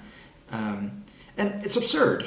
And it's not to say that there can't be good art that is theoretical or performative, but when you unmoor the value of your art from any objective measure of skill, then it opens the door to charlatans and hucksters. Mm-hmm. I suppose that happens also with representative art. Famously, there's Thomas Kincaid comes to mind, right? Like the painter of light. He put together a business and a production making all these paintings that are in my opinion, of dubious quality and value, but people seem to love them and they buy them Dude, anyway. what is it that makes it so bad? I mean, not to just talk crap about somebody, but I agree. Thomas Kincaid is horrible. Yeah, it's just. But what is it? I mean, you can say it's like, just kitsch, but beyond that, it's the Hallmark card equivalent of it's like the Hallmark Channel equivalent of a good movie. You know, it's like, why is it bad? Why is it bad? because it did take some skill, Right. you know. Yeah, he's not Like a lot of his stuff is not exactly like skillless. No, yeah, he's definitely not without skill. But it's in the same way that like Kenny G has skill. But when I listen to his music, it makes me want to like, beat my head with a guitar or something, so I don't have to like suffer through it anymore. I think there's like this sort of vapid and saccharine expression of art. I would have to think about that, like why it's so bad. I'm usually pretty good at putting my finger on it. But It's like, what about the kitsch is bad? It's like it's trading something. It's like it's trading authenticity for, I don't know. Well, maybe it gets to something that we were talking about earlier about how, well, he certainly has his own style, right? So I can't say that it's novelty for novelty's sake, because he's doing rather plain scenes of sort of, if not romantic, then at least nostalgic views of the world. I don't know. What about Bob Ross? Because I won't lie, I do not hate Bob Ross the way that I hate Thomas Kincaid. No, I don't hate Bob Ross either. I think Bob Ross, I mean, would I want to buy one of his paintings hanging on my wall? Not if I had other options. But I would definitely. I don't have much on my walls, so it'd be better than what I got right now. I would without hesitation take a Bob Ross over Thomas Kincaid. I think maybe it's just there's some inherent insincerity in what he's doing. That it's like when dogs don't trust people. It makes me nervous about that person. Because like dogs have some sense. I mean, I guess not everyone's a dog person. I happen to like dogs. But like if a dog likes someone, then in my eyes, there's like at least like a good starting point, right? Or it's like if you meet a man and he doesn't like drinking beer, there's like some suspicion, that probably you could have a good reason, like like every time you drank beer, you got into a bar fight, so now you just can't drink beer anymore. It's like, okay, don't drink beer. Yeah, for sure. Yeah, if you're an alcoholic and you decide not to drink, I give you all the respect in the world. That's a really hard thing to work through. But if you're not an alcoholic and I can't have a beer with you, it does make me a little suspicious. Yeah, it's like something a little bit off. So I don't know. Maybe Thomas Kincaid needs to have more beer. Right? I don't. Like it's just. And I don't know. Maybe it's. I don't want to demonize people for liking what they like, but there is a particular person that is drawn to a Thomas Kincaid, and I find that I generally it's hard for me to relate to people like that. So, and maybe that's why I don't like it. Like maybe that art speaks to them in a way it doesn't speak to me. But it's certainly.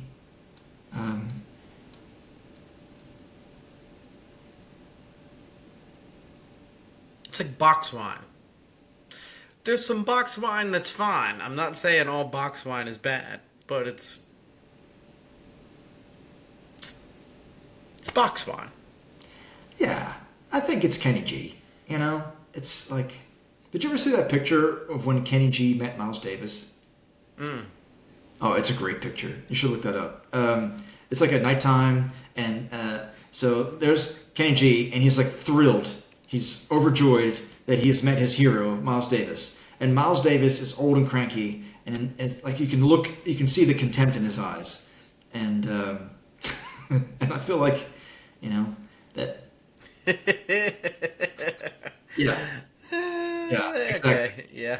Yeah, I feel like that sort of sums up what this is all about. Like there's like Miles Davis. Oh, poor Kenny. Oh, poor Kenny G. We're giving him such crap. Well, he's a skilled musician, and but he's just not cool, Like he doesn't have that sort of it factor, and it's like Thomas Kincaid is not unskilled, but his work is just it's not cool or It's interesting. like everything is so tame. It's like, what did you not? There's no risk. Yeah, it's so There's neutral. there's also something. I feel like I'm almost on it. There's also something about like what he does. We were talking about appropriation. Right. Maybe it's the same. Maybe it's sort of the same impulse that people that hate cultural appropriation have about cultural appropriation. And there's a sense of disrespect for the tradition that you are purporting to be an authority for. So Kenny G, in his own way, is purporting to be some sort of jazz. Right. And so all the jazz artists hate him because his musical language, the one that he chooses to employ, is not truly imbued with the language of jazz. It doesn't have the idiosyncrasy of bebop or swing or any of that. And so it's a saccharine, banal version of what should be jazz that is made such so that it would appeal to people, Yeah, I think that's a perfect way of summing that up. I think that's right. Yeah, it's like the elevator jazz version of Latin swing, or it's taking great things and watering it down to a point where it's easily digestible, and by doing it's that, the you felt lose. disrespect for their own tradition. Yeah, Maybe. I think that might be it. I would get behind that. That sounds to me like a reasonable assessment of the. Because it'd be the same for Thomas Kincaid, right? Because it's like this. You obviously can paint, Yeah. but what are you doing? Why are you trying to sell this as though it's high art? Just so that it'll appeal to people, so that you know what I mean?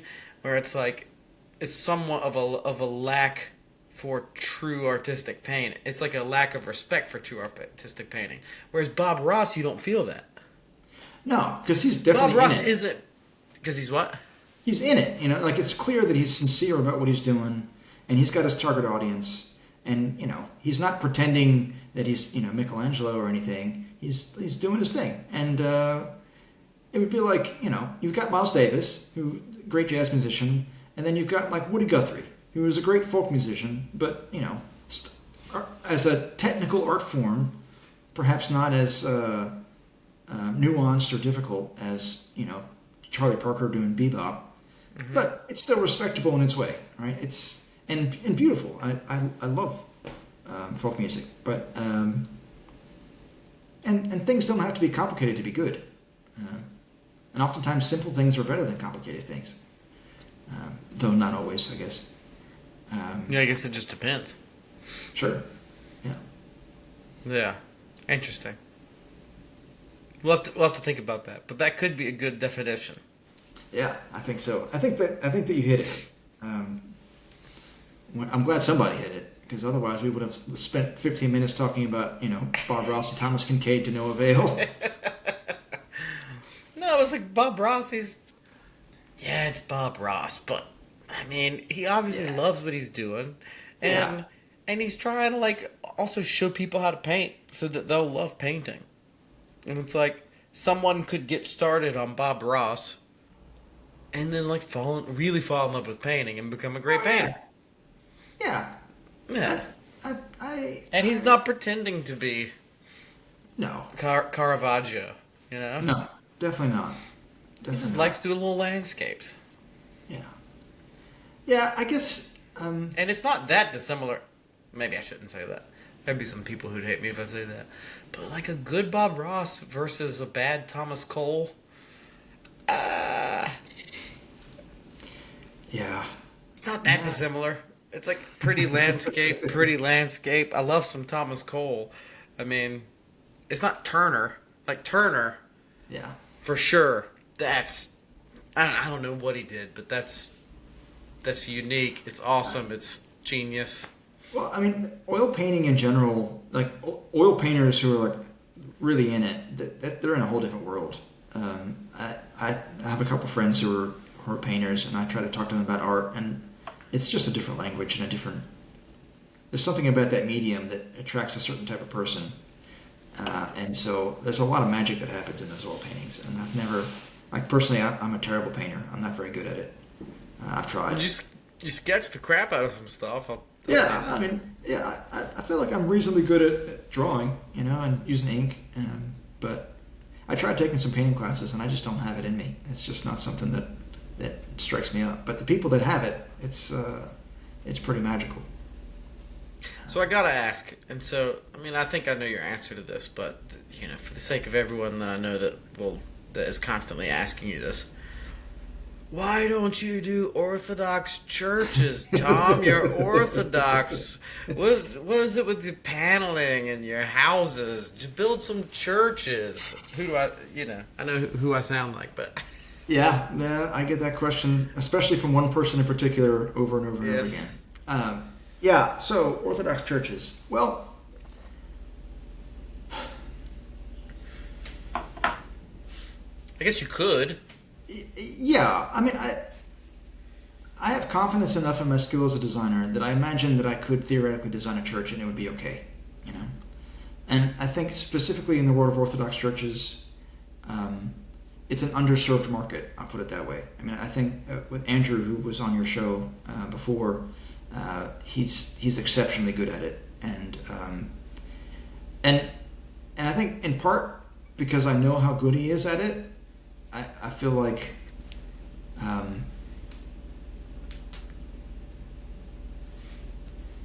and to the extent in which he knows backwards and forwards the theory and the theological reasons and liturgical reasons for why churches are the way they are, I feel like I wouldn't be serving the interests of someone who would hire me to do that, because I just don't know those things, or not to the extent that he does. But I think also it's just not my personal interest. They can be really, really beautiful, important buildings, and oftentimes they are. But I've always just liked working on houses, and I think because of my background in the arts and carpentry as a craftsman, there's something I've really connected to about getting the smaller details of houses right. And I love getting into, figuring out how they get constructed and going and doing measure drawings and I got drawn into this whole field of design sort of by accident, and largely driven by my own interest in eventually wanting to design and build my own house. That's what got me here. And when I was in school at ACBA, I was enrolled in the carpentry program, but throughout the whole time, I kept drawing up versions of the house that I wanted to build for myself, to the point where some of my instructors told me that you really just need to go to architecture school. And I hemmed and hawed over that, and eventually I graduated from school and thought about going to apply to get an architecture degree. And that's how my interaction with Andrew mostly started, was by calling him up because I knew him. He had given a lecture at ACBA when I was a student there, and I was very impressed with the work he did and the way he presented himself. And so tell me about this, because this also ties in with how you became Orthodox, right? So you're at ACBA. Yeah, very loosely, right? So I reached out to him because I was considering going to architecture school, and I thought that it might be something I wanted to do. And after talking to him a bit, showing my portfolio and talking to him about my ideas, he to his credit, discouraged me from doing that, for better or worse. And then, long story short, I ended up working with him for about 10 or 12 years, and we still collaborate on projects today. And he was the person that introduced me to Orthodoxy, as I didn't know that it was a thing. I knew about Orthodox Judaism, and I had heard about Greek Orthodox, or I'd heard about Russian Orthodox, but it never really crossed my mind as something that was here in America or that people were doing. And at that So time, what were you before? I was agnostic. I mean, we celebrated Christmas and Easter, but honestly, we celebrated them in the same way that Americans celebrate Cinco de Mayo. You know, it's a reason to celebrate, and you make cookies and pass out presents and family. And there's important aspects to it that you can enjoy outside of religion. But you know, I didn't grow up steeped in religion. So to me, Is your mom anything now? yeah. My family's Catholic. So they sort of had their own conversion Yeah, to yeah. Catholicism. My father was baptized Catholic, but never didn't really practice for most of his life. And then my mother was not baptized. She became baptized later in life, as did my sister. So it was this weird sort of like delayed domino effect that, you know, my sister fell and then I fell and then my mother went. You know, so we sort of Wow. all tipped into getting baptized or confirmed, however you put it. Your sister became Catholic first. Yeah, I think so. I think she became Catholic first. And then So my how did mother- it happen with you? How'd you first discover?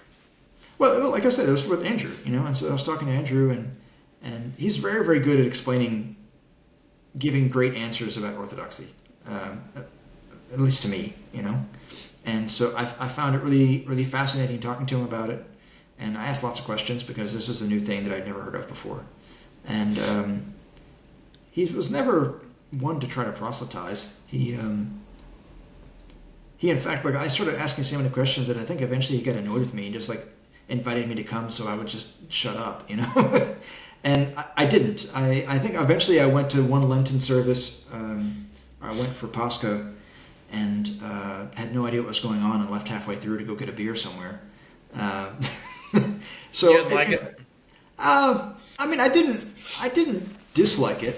It was just at a point in my life where, you know, if I'm going to be up at 11:30 or 12 o'clock at night, and why am I standing in this church where I can go to a bar and get a beer? You know, that was sort of my mentality, which, you know, it is what it is. It took me a really long time. I mean, eventually, I got more interested in Orthodoxy because I met a woman who was Orthodox, and that relationship didn't work out, but Orthodoxy stuck around for me, and you know, it's been part of my life since.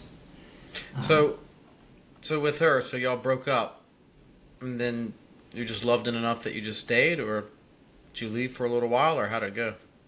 Well, yeah. So I mean, after we split, I stepped away from the church because I associated it with her, and I needed to give myself a lot of room. But after a few months, I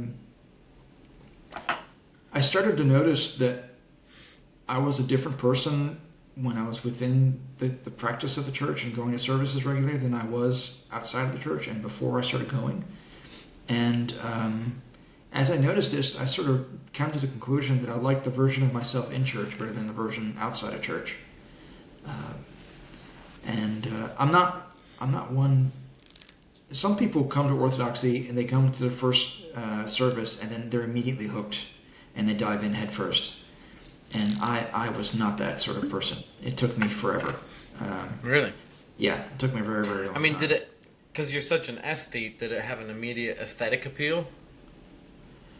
Or not even really. No. I mean, maybe you could appreciate the church building, but maybe some of the art, but not the liturgy and the practices. Or I think the people who honestly appreciate the aesthetics of Orthodoxy the most seem to be people who were in church somewhere else that had, especially churches that didn't really care so much or invest as much in the aesthetics of the service. And through that contrast, they were amazed. But because I was coming from nothing and didn't really, I mean, I had been to some Catholic services, but I didn't know anything about what was going on. And so to me, like I couldn't understand what anyone was saying. People keep moving around in circles. Like even though it was in English, just in case people are confused. Yeah, it wasn't in Greek or Russian. No, it was in English, but I guess it's just in my nature that like when people are chanting, it sort of all blurs together. And to me, it's just music, and it's not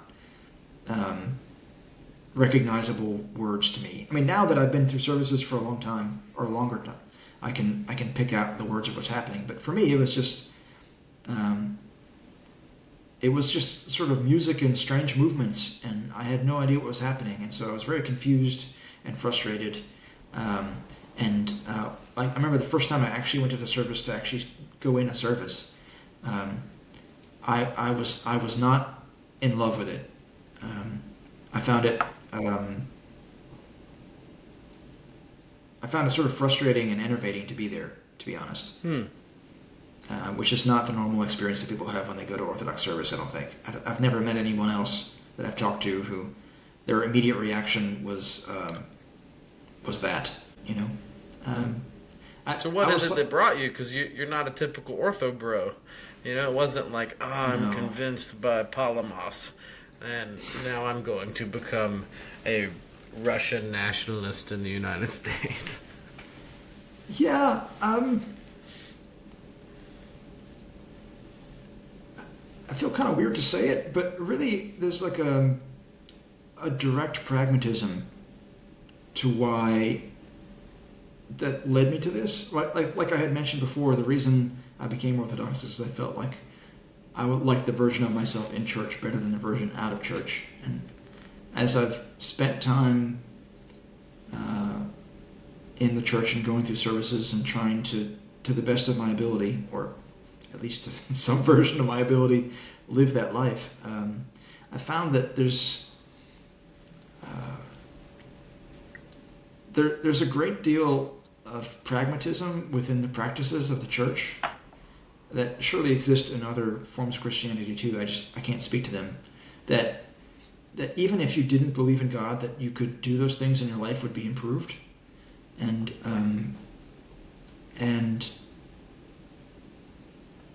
so I do it because it makes my life better in like a very serious and profound way. And that's not to disentangle it from the more like spiritual or theological side. But I'm coming to this from, I guess, a different background than your average either Orthodox person, certainly, or Orthodox convert. So I think we were talking about it a little bit earlier. I definitely appreciate that Orthodoxy is a religion, or is a version of Christianity that really promotes and dwells within aesthetics. And personally, I feel like a lot of my life is aimed at the pursuit of beauty, and in that pursuit also understanding truth. And I think that connection is made very strongly within Orthodoxy itself. That the argument could be made that that the music and the art and the architecture are not just standalone adornments, but are actually fundamentally important tools for the whole process of the liturgy and the service. And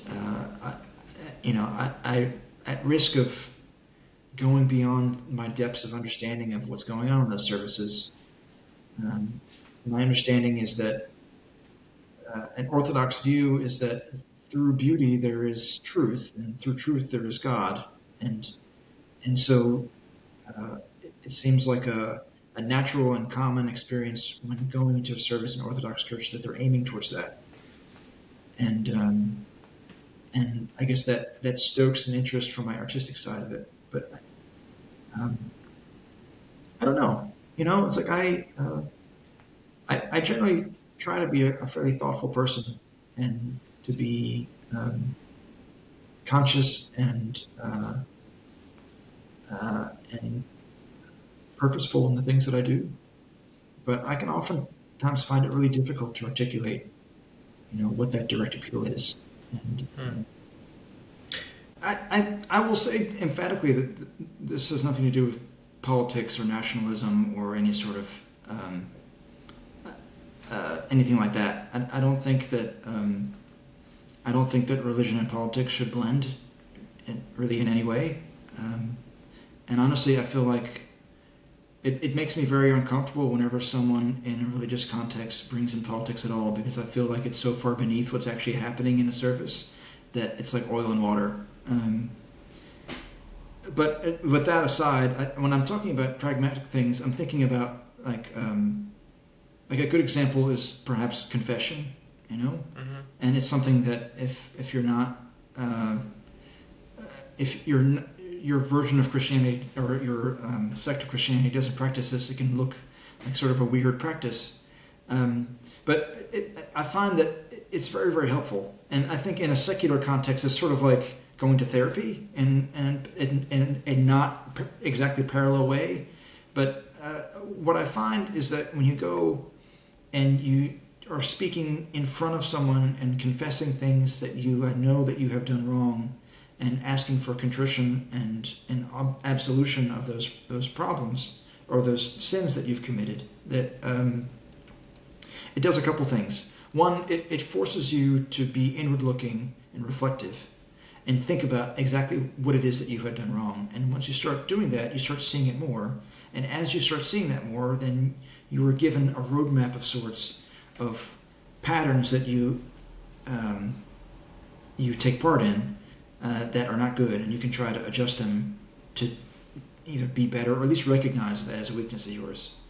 And you can do that sort of on your own, but one of the benefits of doing this in front of the presence of a priest, especially from my own personal experience, is that you oftentimes get embarrassed, and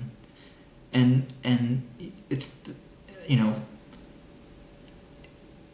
humility is it's like the core of humiliate, right? Like you humble yourself by being able to say out loud these things to someone else, and that person is specifically trained to be able to take that and dispense with it without judgment, ideally. But I've never been in a case where I didn't feel that was that way, and I feel like going through that process has a really good effect on me and other people. I can honestly say that after going through confession, I feel like there's a weight lifted off my shoulders, because I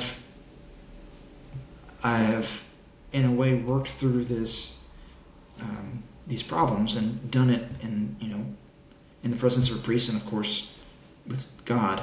I don't know, maybe I'm not coming across well with this, but like there are specific benefits that I feel like by going through these different parts of the church, that as they're laid out as part of the service and part of the process of going to communion and doing all that sort of thing, that it has a concrete effect on the way you are. And I don't think getting baptized and being Christian makes you a good person, but I think going through the process of doing what you're supposed to do eventually grinds you away into being a better version of yourself. I've heard people say that about marriage, that it's a sacrament because in effect it's sort of like you take two people and put them in a grist mill and you sort of grind them against one another, and then because they're forced to live with each other and they are not supposed to be able to just split apart and run away, that by facing these problems that inherently come up in relationships through a lot of effort and time and work, eventually the burrs and sharp corners that you started out with get smoothed over and you become a more compassionate, level-headed, hopefully better person. Same thing with like being charitable. It's like charities don't just exist in church because there's it's objectively good to help people who are in need, but it also does something good for the people who are giving. It keeps you from holding on too tightly to your own material things, and you get the joy out of helping someone else, which is a deeper joy than the joy of helping yourself. And it's like things like this. Like I feel like everywhere you look, if you look closely enough, the services and the things that we're expected to do or encouraged to do bring you closer and closer towards that sort of Christ-like ideal that on that path to salvation. So,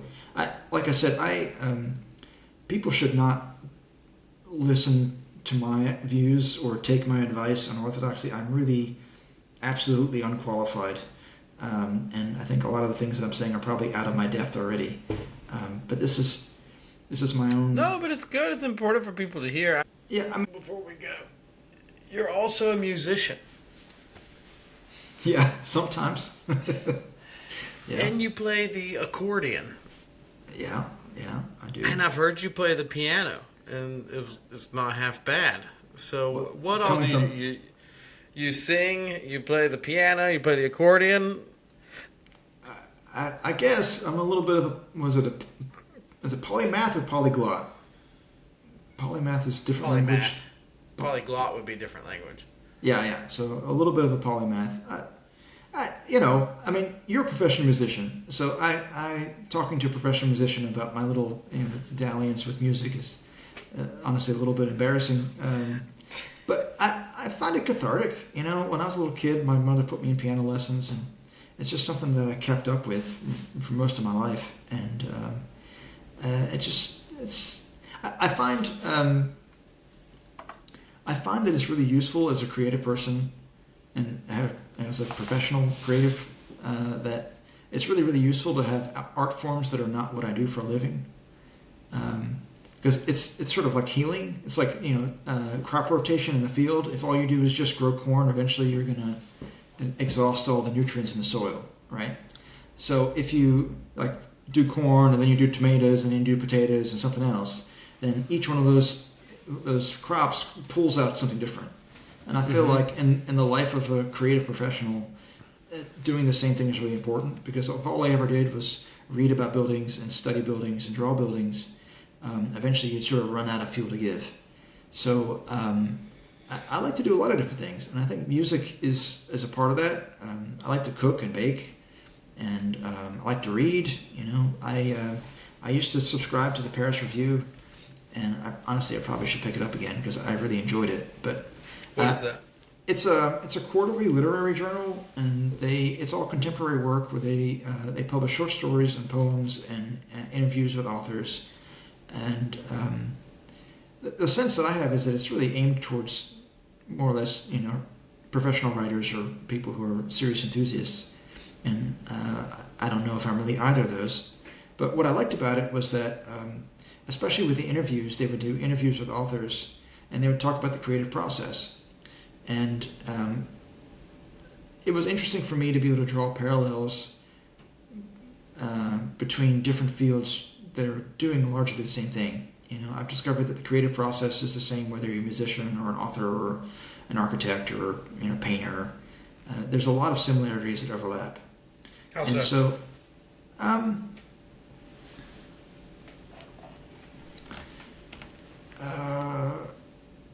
Well, all right, so between architects and writers, I feel like there's an editorial process that happens that ends up being almost more than the initial creative process. So if you're designing a building, I usually start with a pencil sketch and a rough idea, and then from then on out, you're constantly refining and editing and adjusting things until you get to the final iteration. And the impression I get from authors is that there's much the same way, that you start off with an idea and you start write down a few notes, and then the creative process almost becomes indistinguishable from editing. And then there's a lot of things about, when I was reading interviews with some of these authors where they talk about that creative process, and I realized that there's direct parallels within what I do in terms of asking questions and sort of the process of critique, where there was an author who was asked about sharing his manuscripts before things are published, and he said something like he's found that oftentimes people know when something is wrong, and you should listen to your friends when you read your manuscript because they can tell you what's wrong. But when they try to tell you how to fix things, you should ignore them because they don't know what the hell they're doing.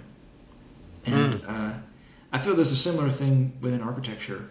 I can show you something that's a building, and you could say, I don't like this. And if enough people say that, there's probably something that's wrong. But it takes another level of skill to be able to diagnose what the problem is and actually fix it. I guess there's maybe a parallel in music where it's if it's good, it will move people. Sure. And if it doesn't move people, probably something wrong. But Yeah. they probably have no idea what it is. Yeah, and like reading some of these interviews actually led me to stumble on sort of a design philosophy that I've been cultivating, and that's this idea that to design something is to solve a problem, and in order to solve a problem, you have to ask questions, but not all questions are created equally. Some questions are more difficult than others, and so I think the relative skill of a designer can be assessed by the consistency of questions they can answer and the difficulty of those questions. So, like to give, like it'd be like it's like a parabolic scale. So on like that goes up. So on the low side of things, at like a 0, might be someone who has no aesthetic taste whatsoever and doesn't understand why we don't just eat off paper plates, right? And then, like, if you move past that, then there are people who say something like, I know what I like. Like, I don't know anything about antiques, but I know what I like. Like there's this, they have an understanding of aesthetics, and they can sort of relate to things, but they can't tell you why, or they can't tell you what's wrong with it, and they might not be able to differentiate really well between very, very good things and just mediocre things, but they have a Maybe it's taste. Intuitive. Yeah, it's sort of intuitive. And then, like, it keeps getting harder and harder, right? So then you get to the point where you start asking questions like, why is this good? Or is this good, right? Like, not just do I like it, but is it actually objectively good? And then it gets harder. It's like, why is it good? You have to articulate and answer the question, like, what makes it good? And then, like, why is it bad? And then it keeps, like, going up. And there's this sequence of questions that keep getting harder, and fewer people can answer those questions well. And I feel like once you start getting to the point of being able to diagnose why something is bad and then prescribe the solution to that bad solution, that's about the point where people start paying you for design advice, But then there's like levels beyond that, and like all the way on the far end of the spectrum are like geniuses who are able to create something whole cloth new that never existed before, which almost never happens.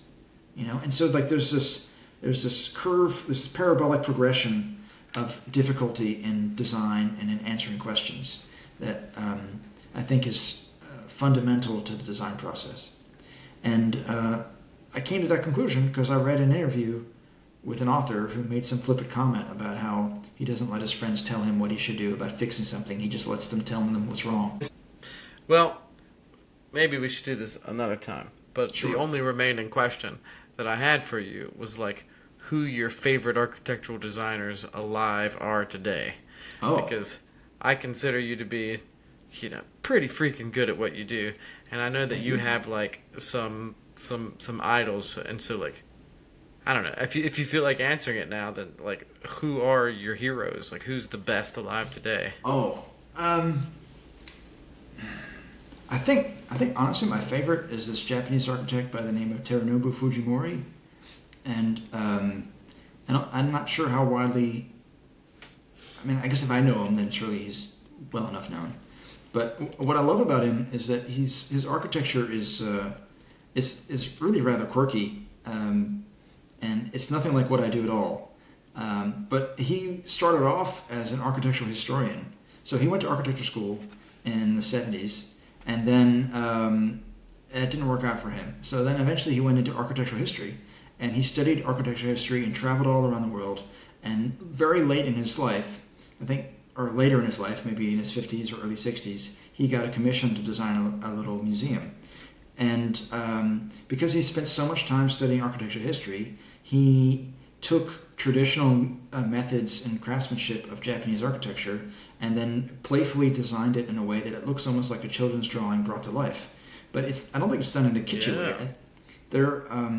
I find them quite evocative and interesting, and I love the interplay that he's able to manage between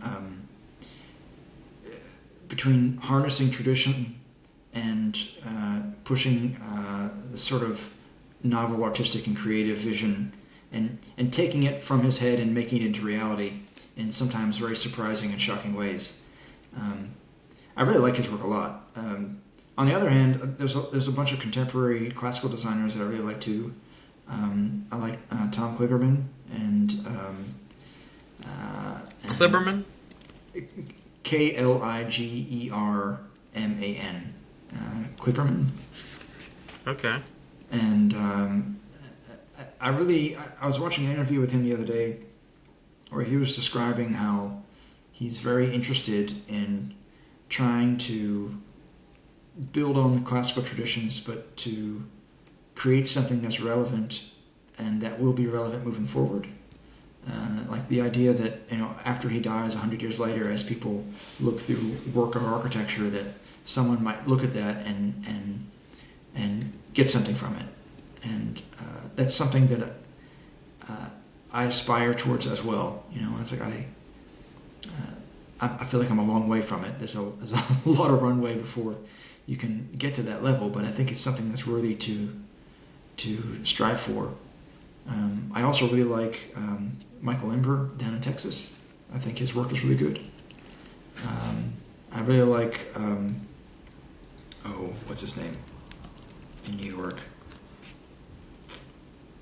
Oh, it's getting late. I can't remember. There's a number of others. And who do you fashion your stuff after the most? I find that I don't really copy contemporary architects. So these are people you respect, but they're kind of doing it in a style that's different than what you do, because you do like a ton of historic preservation, and you're doing a lot of like historic paneling, and it's just not your... Yeah, So in that world, who's the best? Feel free to say, me, I'm the best. No, with my luck, if I were to actually beat my chest in that way, I would find out tomorrow. Just how wrong I am. I don't know. Surely there are other people that do what I do, and I'm sure that there are people who do it better.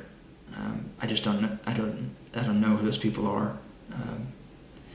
I don't feel compelled or motivated by a lot of the contemporary work that happens, even though there are a lot of people I respect and whose work is good.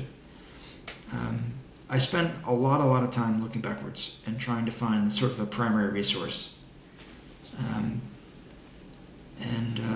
And so I don't really try to copy other people. It's never been my interest. I feel like I'm constantly working against myself, and I strive to hold myself to really, really high standards, and so I feel like if I can design something that I actually like and that I think is good, which doesn't happen all the time, then that's about as good as I can ask for. And so, I definitely look at historic precedents. I think that's really important. Look back to history, study the classics, travel around. But I don't know that I've ever seen something that someone did contemporaneously that I felt the need to copy. I've learned a lot from Andrew Gould, of course. And he's definitely inspired me because I worked with him for a long time. And, I'm sure there's a lot of things that he does that I've sort of adopted through osmosis. But mostly I just look backwards to see what works. Well, thanks, Tom. Thanks for coming on here and talking to me. Of course. I hope that this was cohesive and that it's entertaining and thoughtful. So I appreciate the opportunity to talk to you, and look forward to seeing how the rest of your show progresses.